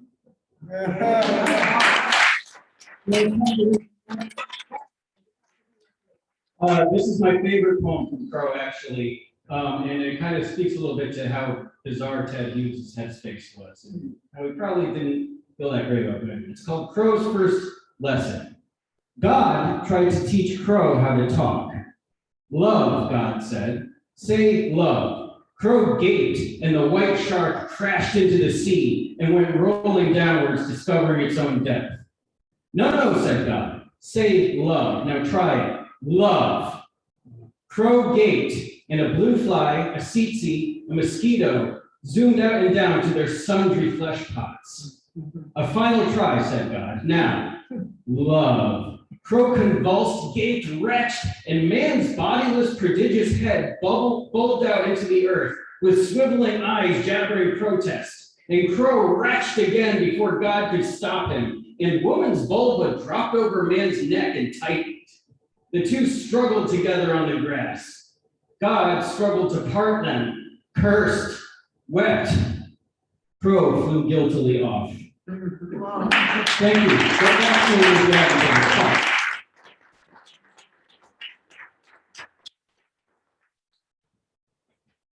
Wow, thank you, Max. Yeah, keep coming back here too. We love seeing you. Thanks. Next we're gonna hear from Cass Davis. Cass, have you been here? Is this your first time here? No. Oh, cool. Okay, cool. Welcome back, Cass Davis.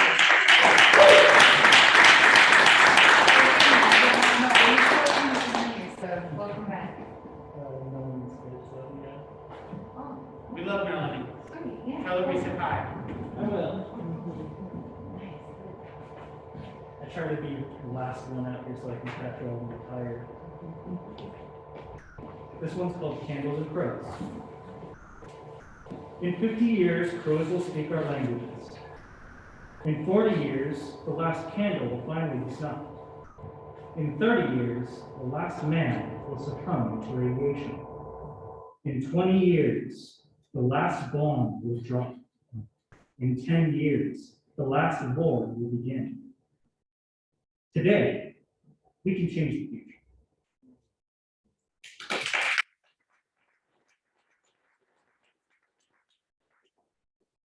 And this one is from a fantasy setting I made. The only context you need is that a rebellion has just been put. Shiel breathes. Marble Shiel walls, painted red with Anna himself. With him rebellion falls, the river red as well up the mountain shelf. Gutter ginger silent since his death, not a whisper, not even a breath. The arena closed for the day, druids mourn alongside their prayer. Naenorians proud, king's men loud, yet gently the city itself breathes. Throughout the streets, maple reeds. They say that was his favorite, maple trees that is. So his mourners make reeds. So he may come to a friend's house, safe.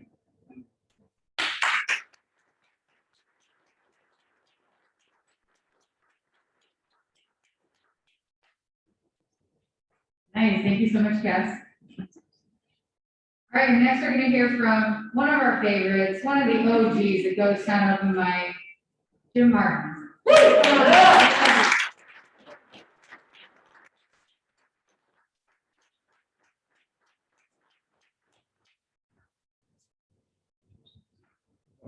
So happy to see you, Jim. Thanks for being here. Always a pleasure.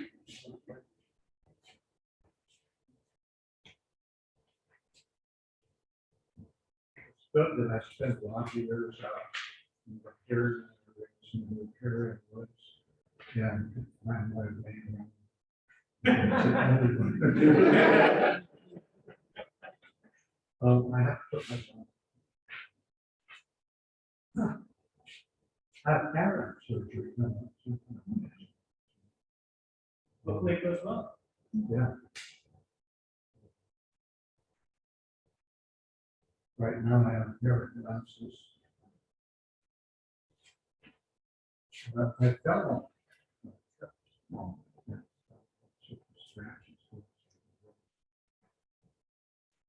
Why do I say that?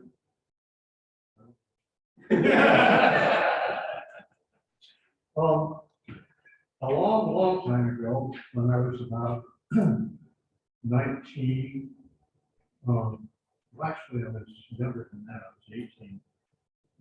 I landed in Yokosuka, Japan, and was on a heavy cruising, and we were there for 3.5 years. We sailed all over the place, and I'd always been interested in languages, so I learned to speak Japanese. And this is sort of one encounter I had with my great Japanese, where I learned something about being a human being. I was very naive growing up.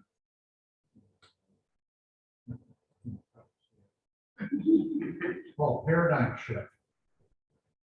Now, there's Japanese in here, and somewhere after I read the Japanese, there will be an English translation that might make sense to me. Kohi Ichi Taku Fusa. I love the language. Words danced off my tongue, while others jockeyed position. Coffee, 1 cup, please.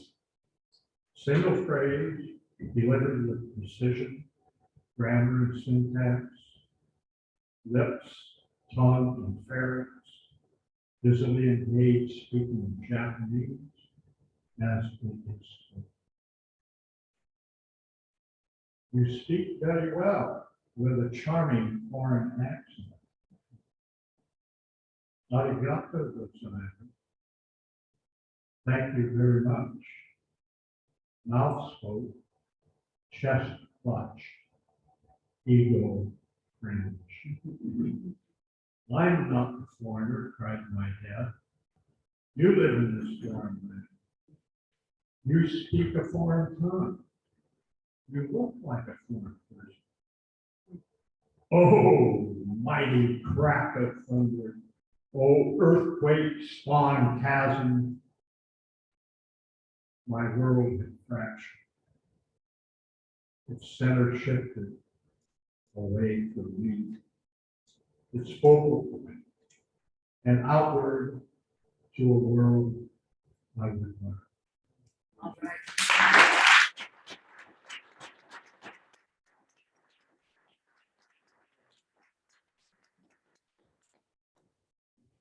Love it. Thank you so much, Jim. Yes, and we hope your surgery goes well. We'll see you later. Thanks for being here. Bye. Bye. Bye, guys. Thank you. Next we're gonna hear from Andrew Oakes. Thanks so much for being here.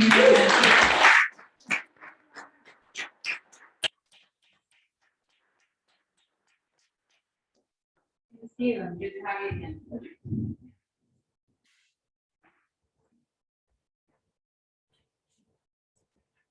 Had a lot of verbal influence today.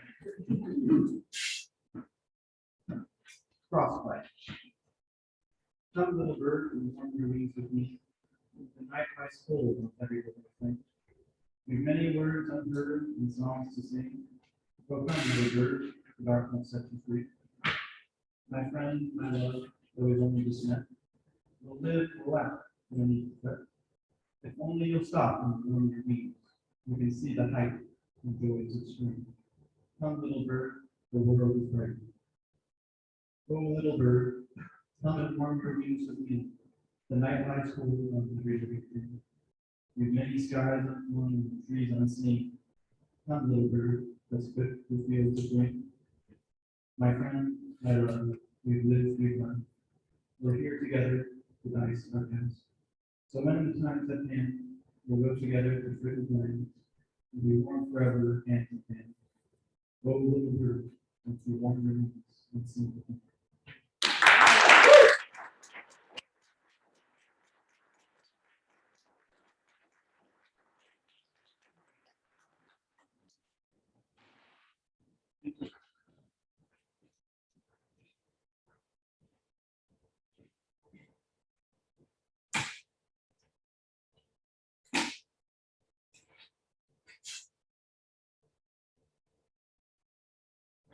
And next, we're going to hear from Camille Gray.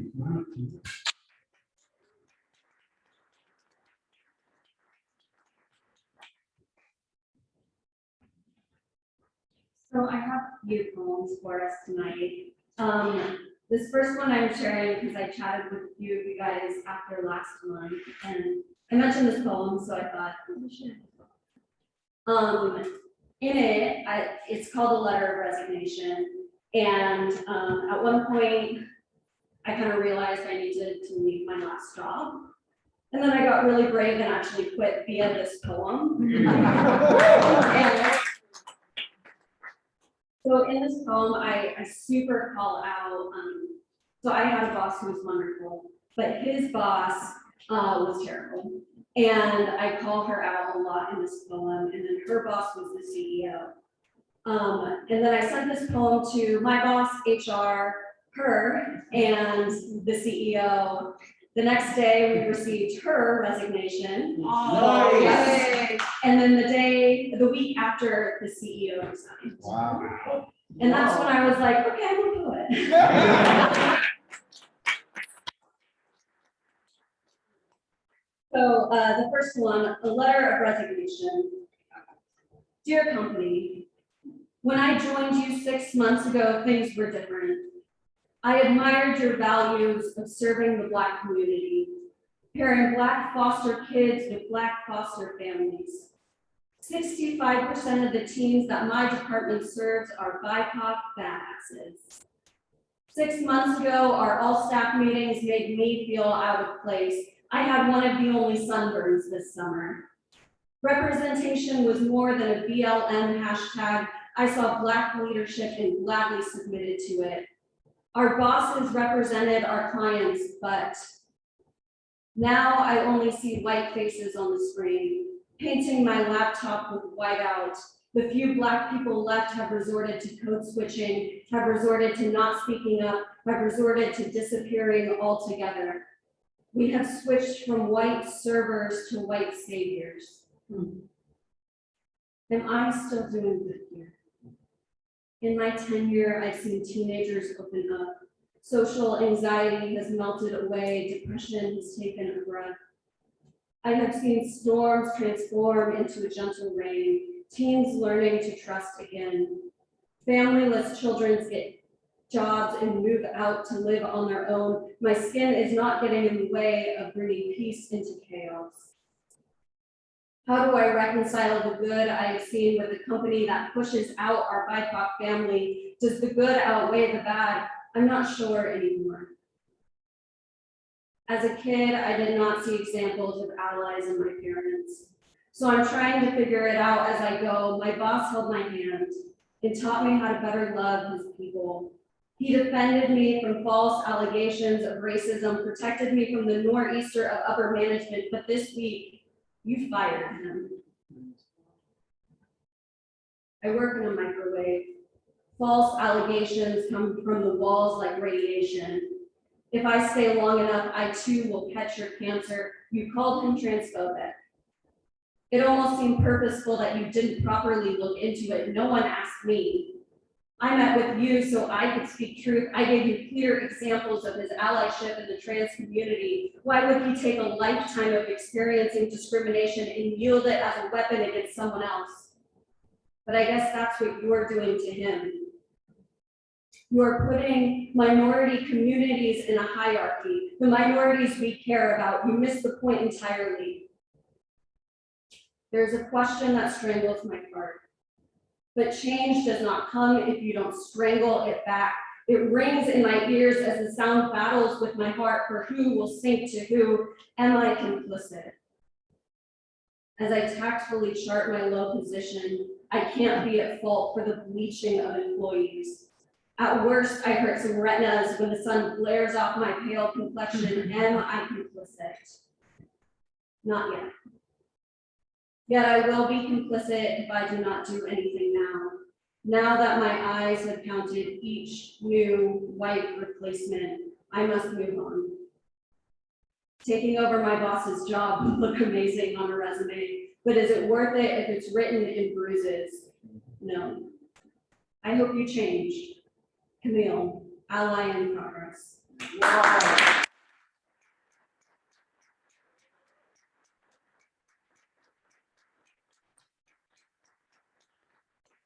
And the second one is a newer one.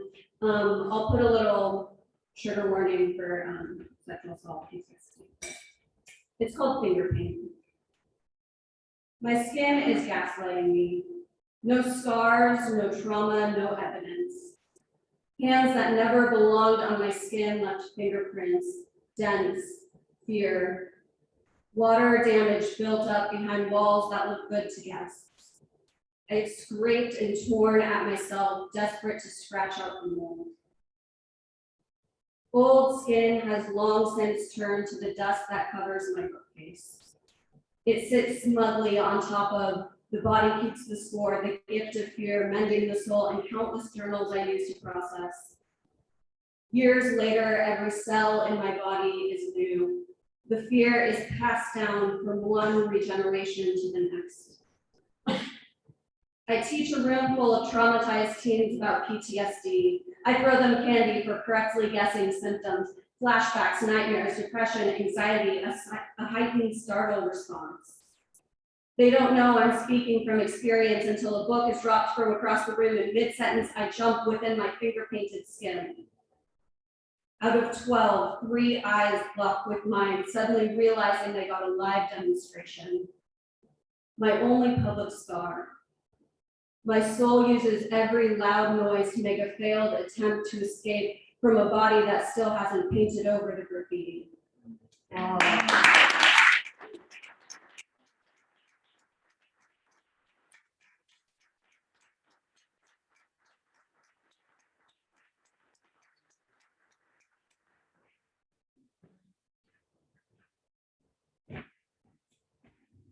Thank you.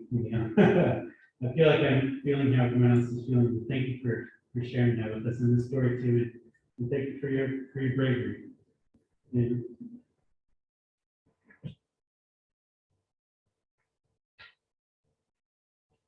okay, next we're going to hear from Blake. Come on down, Blake.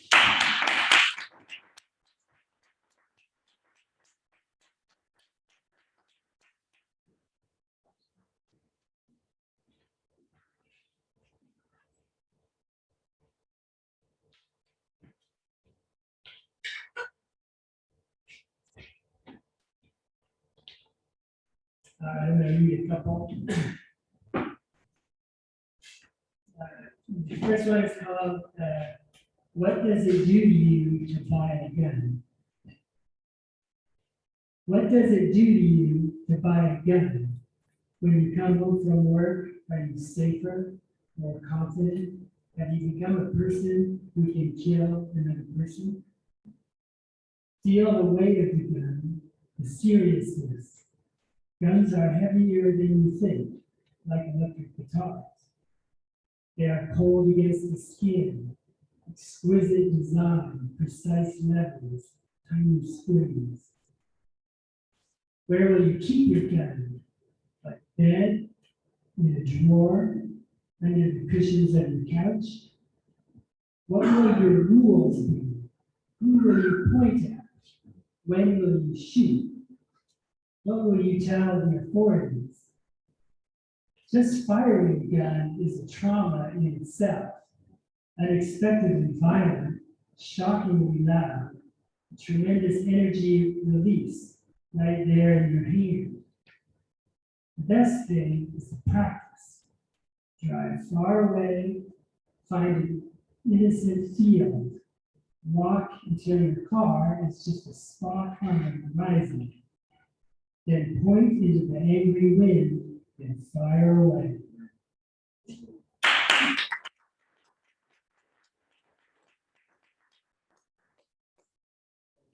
This one is called The Dating Life. She texts, she can't make it. So I'm sitting at the cafe, doing not much. The sun's out, and the streetcar clinks and clanks down the hill toward the river. Then it's quiet, except for some dog walkers, the bums on a park bench across the street. On this peaceful afternoon in spring, every moment moving smoothly into the next. It's really the disruption that makes dating fun. The jolt of nerves as you approach the location, the shortness of breath, the possible outcomes, the smells, the textures of hair, skin, and style. But not tonight, not today.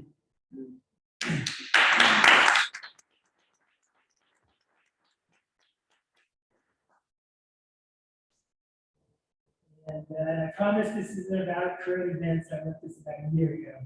It's called Maps of Europe. The colors, the empires, the city-states, how the boundaries wobble and shift. Never mind the actual huts and houses, the locals who flee along dusty roads in their horse carts and wagons. Imagine the drama, the children who cry, the courage of the townspeople, inheritance and heirlooms left scattered in the first winter snow. They will sleep under bridges, they will sleep under trees, and in time will return to their burned barns, their salted fields, to discover which neighbors are still alive, to whom children are born, new animals in the fields, spring flowers, and the grass worn in the sun.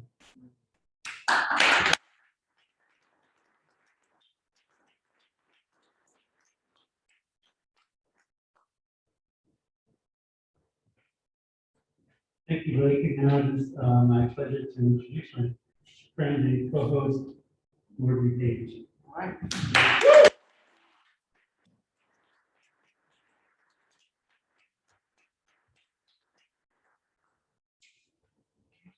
All right, so I didn't know what I wanted to read tonight, so I'm gonna leave it up to you. I have two poems. One is, they're very different. A poem about jazz or a poem I wrote in Spanish. So maybe show of hands, what about jazz? Who wants to hear the jazz? Okay, that's a lot of jazz fans, okay, and then Spanish. Jazz takes it, I knew it too, I felt that. Cool, all right, well, this one's for Christopher Luna. And Ken Burns, because that documentary was stellar. And I wrote this at the beginning of COVID. Also, side note, when Chris asked me to be the co-host, we had 1 or 2 months live before we hopped on Zoom for literally the last year and a half, 2 years. It was crazy. It was like, but it was amazing to still continue to be able to meet and see people from all over the country. So thank you for making it still what it was. It was still magical on Zoom.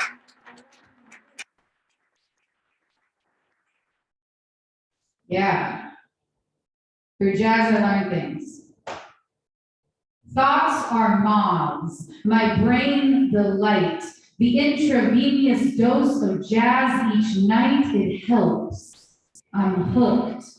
Bong is loaded, heart shape exploded. The jazz takes my heart as its own. My heart inhales the vinyl. I am spoon-fed by miles. Ella helps me take my first steps. I hold furniture with Lee Morgan along the way. Light a candle, fall down, get back up, fall down, get back up, fall down, get back up. I learned things from jazz like how to take the next step, like how to stand tall and not give a fuck, what not to do when the pressure's too much, how to open a cataclysmic collaboration, a musically syncopated integration, how to open to voracious love, to love, to love. I learned to love through jazz. Through jazz, I learned things about history and the human capacity to inflict pain, to gain power. I learned about the language of jazz, about quantum physics, about Americanism, about truth. I learned about politics and the blues. I learned about history. I learned about politics and the blues. I learned about history and the human capacity to withstand pain, to breathe it through brass. I learned how to dream. I learned how to enter the timeless. I learned how to exit the past. I feel the rhythm as the heartbeat, the improvisation, the feature. My heart bleeds into this future, welcomes in its new lover, blends its tuner. And what about the new shit? Fresh discs, sweet risks like psy jazz, hypno jazz, like jazz trance, like it's all jazz. It's all poetry. Like I experience things with jazz, like how it dances me, dances the feet into liberation. The body has no choice. The flow, the focal point, the total point, the moment's saint. it needs this enunciation, this rough and spontaneous intoxication. Even in comfortable custody, we are free with things like jazz and things like weed.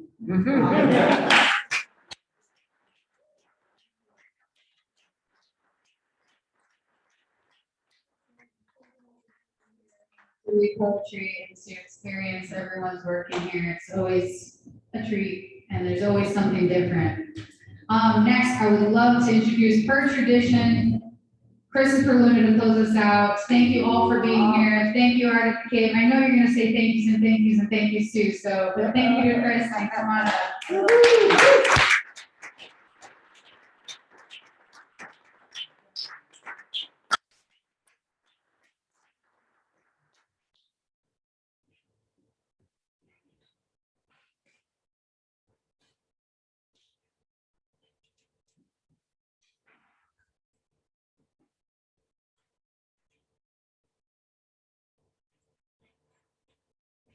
So I've got three for you. The first two are in honor of Women's History Month. I'm gonna start with a poem by my wife, Igor Brezhnev, who Morty very kindly referred to earlier. This is a poem that she published through Prince Mary Vancouver called Driven by Hope, and some of the people here were at the book launch for that. This is also, and this is not the case with all of the poems that she writes, certainly. This is a poem where I was with her while she was experiencing the things that she describes in this poem. Shades of Blue is called. So pure, white cotton jumpsuit and bare feet. Her day in the pool, dunked by an uncle after prayers of holiness sent from Salt Lake City to deliver the word. Silver mirrors angled over clear water, square tiles of cerulean, cobalt, and azure allow the audience to witness glory, wet, stunned, saved. Accordion doors close, elders shield her innocence, impinged as wet cotton clings to new breast buds. Just 9 years old, she enters the sanctuary, older now after cleansing, in white polka dot dress, hem of bridal blue mesh, opaque tights, and glossy braids. She's planned the program, we're told, speakers and songs, invited family, faraway friends, who absorb the message, robotic and terse. Obey, marry, produce enough offspring. Did we mention obey? Is she confused by ritual when 7 men hold each other's shoulders in a closed circle around her chair? Their hands touch her head as words welcome her into the fold, and her face is uncomfortably close to their zippers. Indoctrination festers, swells the room, sticks in her throat.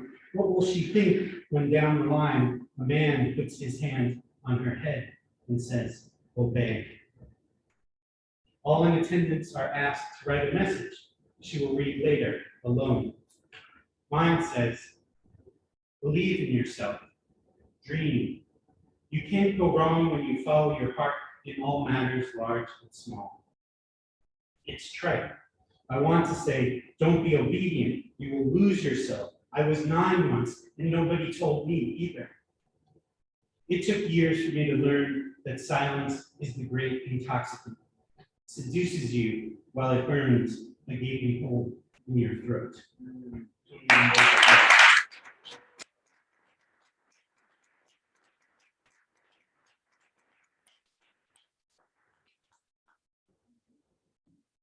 Well, we're doing okay? All right, you're here. Thank you. We're here for the, well, 2 more poems and then the evening is complete. This is my friend G.L. Morrison, everybody. She's a great poet. Hey, you know what, G.L.? What I decided to do, because I close out the evening every time, is I was going to read 2 poems for Women's History Month and then one of my own. I read one of those so far. Do you want to read a piece and then hand me the mic back and I'll finish what I was doing? Do you have something you'd like to read? I do not have something I'd like to read. Okay. I'm happy, but thank you for asking. Much respect. Much respect, really. So this is the most recent book from Princeton Matter Vancouver. This was someone who was a student of mine at Multnomah Art Center. So I met her while she was living in Portland. Now she and her family live in Ann Arbor, Michigan, because they found a really great situation there. And so they moved out there. I don't use my classes to scout the talent. That's bullshit. You know what I mean? That's not what happens.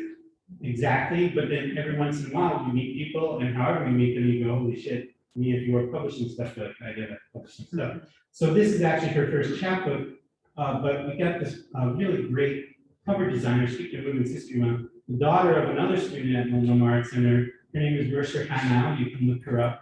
And when I saw the cover that she made for Leah's book, I just said, I'm not any good at this making book cover stuff. I'm going to hire you to do all of our book covers forever. So she's a young artist. She's getting a lot of shows and a lot of projects. She certainly doesn't, need me to hire her, but she's hired. You know what I'm saying? So anyway, here's a poem from Leah Class's book. It's called Reach Out, Reach In. A different definition. Talking to my neighbors is hard. Their daughters glance shyly at me, mowing my lawn under the boughs of the giant sequoia. They cross the street when I walk my dog, wearing shorts and exposing my legs unshaven. Their limbs are covered with thick fabric, even in the summer months.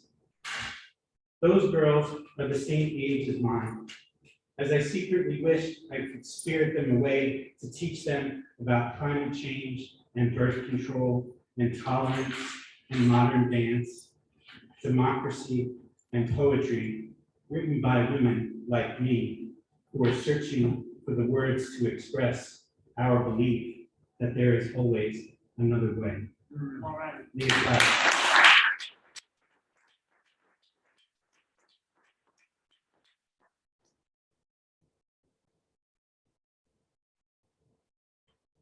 I was talking to somebody, it might have been Ann, about bringing stuff that's new, that's untested. I try to do that every month, or every time I have a chance to read an open mic, read at least one piece that's new enough that I'm not sure how I feel about it. So here's the most recent one that is I call finished because it's tight. It doesn't necessarily mean that it's finished. Okay. Revelation on the John. That title is for you, Connecticut. Revelation on the John. Sinner, sit down, summarily to sun yourself in the shame you have most certainly invited the sycophants to shower upon you. Bask now in its inevitable humanness, its inexorable predictability. Alarmed to find your father glaring back from the looking glass, having worked so hard to evolve out of your paternal inheritance. Below it all, the beard splays in the form of electric tendrils grasping after answers that may never come. As consolation, there is the hope that you have earned whatever wisdom hair's expansion indicates.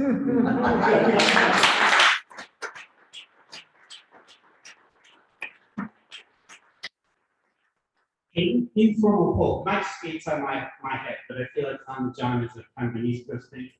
What are some other expressions from around the country, or when you with your morning constitutional, or we do it throughout the day? Shout them out. Any other cool ones besides on the John? What do people say? Trapper's a good one. Nature calls. Nature calls. Yeah, that's for. Excuse me. For more polite, areas in the country. Tending to your When needs. someone says when nature calls, we think about birds. Taking a drum. And actually, in Leah's book, she uses his name, which I wouldn't say, exactly the same. Going to the two-holer. Oh, I like that. Two-holer. Over in Michigan, in the UP, they have these like two-hole outhouses. I don't know why they got two holes, but I mean, it's unique. Yeah, and I've been fortunate enough to go to Italy a few times, and you have that deal where you've got to kind of, not all of them, but some of them, where you kind of just put your feet on either side of essentially like a bowl, and then I guess it's all about having to balance it. Really. So anyway, that's not necessarily the best way to end a musical. You know, I started this shit so I could do what I want. What I should really be saying is thank you to Morgan Paige, thank you to Kathy and Terry and everyone at Artist Cave. What an amazing gathering.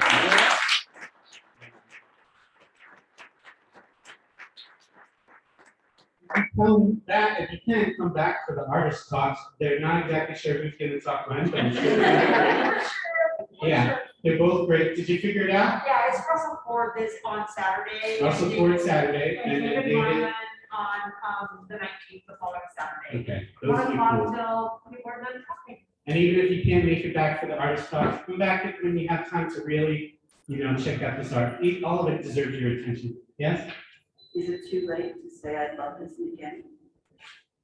Well, that was the reason that I asked you before I read those other two poems, but you have something you'd like to share? I This is- do. The way that goes down is I since day know. long is we roll with whatever the fuck happens. You know that.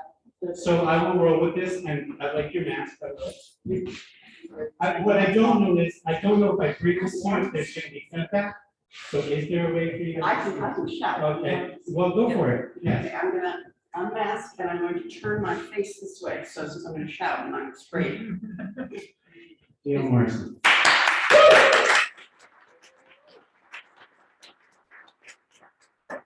So thank you so much, Chris, for letting me do this, and especially since this is the first time my girlfriends have heard me read. They're new girlfriends, obviously. So this is, this poem is in honor of Lucille Clifton. It's called Celebrate With Me, and it's for a collection I'm working on called Your Poetry Prompt is a Microaggression. Celebrate with me. Celebrate my life as an invitation to a party, good times that have been or are yet to come. On this day, you ask what we have to celebrate, and I say everything and me, and me and me, and what it took to make me and make me here. And you, I invite you to celebrate me with me. Come celebrate with me that every day something has tried to kill me and has failed so far. Until the day it is no longer true, let's sing and clap and dance. Life is a party. My life is my party, and I have made my life a party, partly to remember and partly to forget. Let's sing and live breathlessly, noticing the uninvited guest, the truth that catches in the breath, the voices missing from the chorus, the silences, bulleted moments, the dead girls that might have been me every day but weren't, darker, queerer, slower, penultimate. This isn't their party, but isn't it? I walk here past the days and months and years, alleyways and rooms filled with the girls not as fast or smart or lucky. Celebrate it wasn't me, caught by cops, cuddles, or clans. And in the joyous song, let a sour note creep in. It will creep whether you let it or not. In the dance, is it the heel of your clumsy partner that bit your toe, or the stone-filled shoes of ghosts that dance between lovers? Break open a bottle of champagne. We are celebrating after all. Don't be afraid to spill a little on the floors that are too clean, not sticky with any blood, and thank all the stars, not ours. Drink and toast and drink some more, but leave a little something in your glass for the hungry girls, the everyday ghosts, the slow walkers, the ones who did not make it to the party.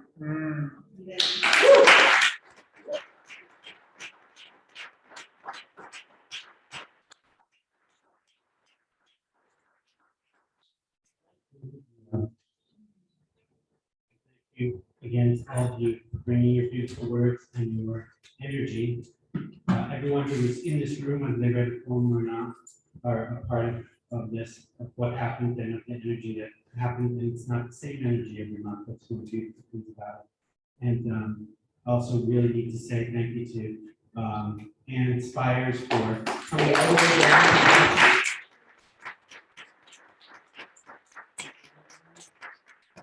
You can already get your hands on one of her books. There's still a chance to do that. There's also still a chance to make a donation. If you're able to make a donation, as I said earlier, split 3 ways between Ann, Prince of Vancouver, and Art of the Cave, which really deserves your support. And thanks one more time to Kathy for putting that on.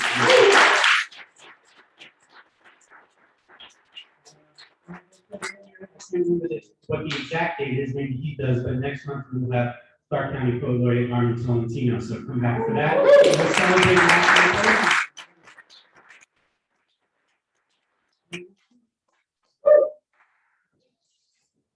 You want to help the chair? Yes, please. If you're able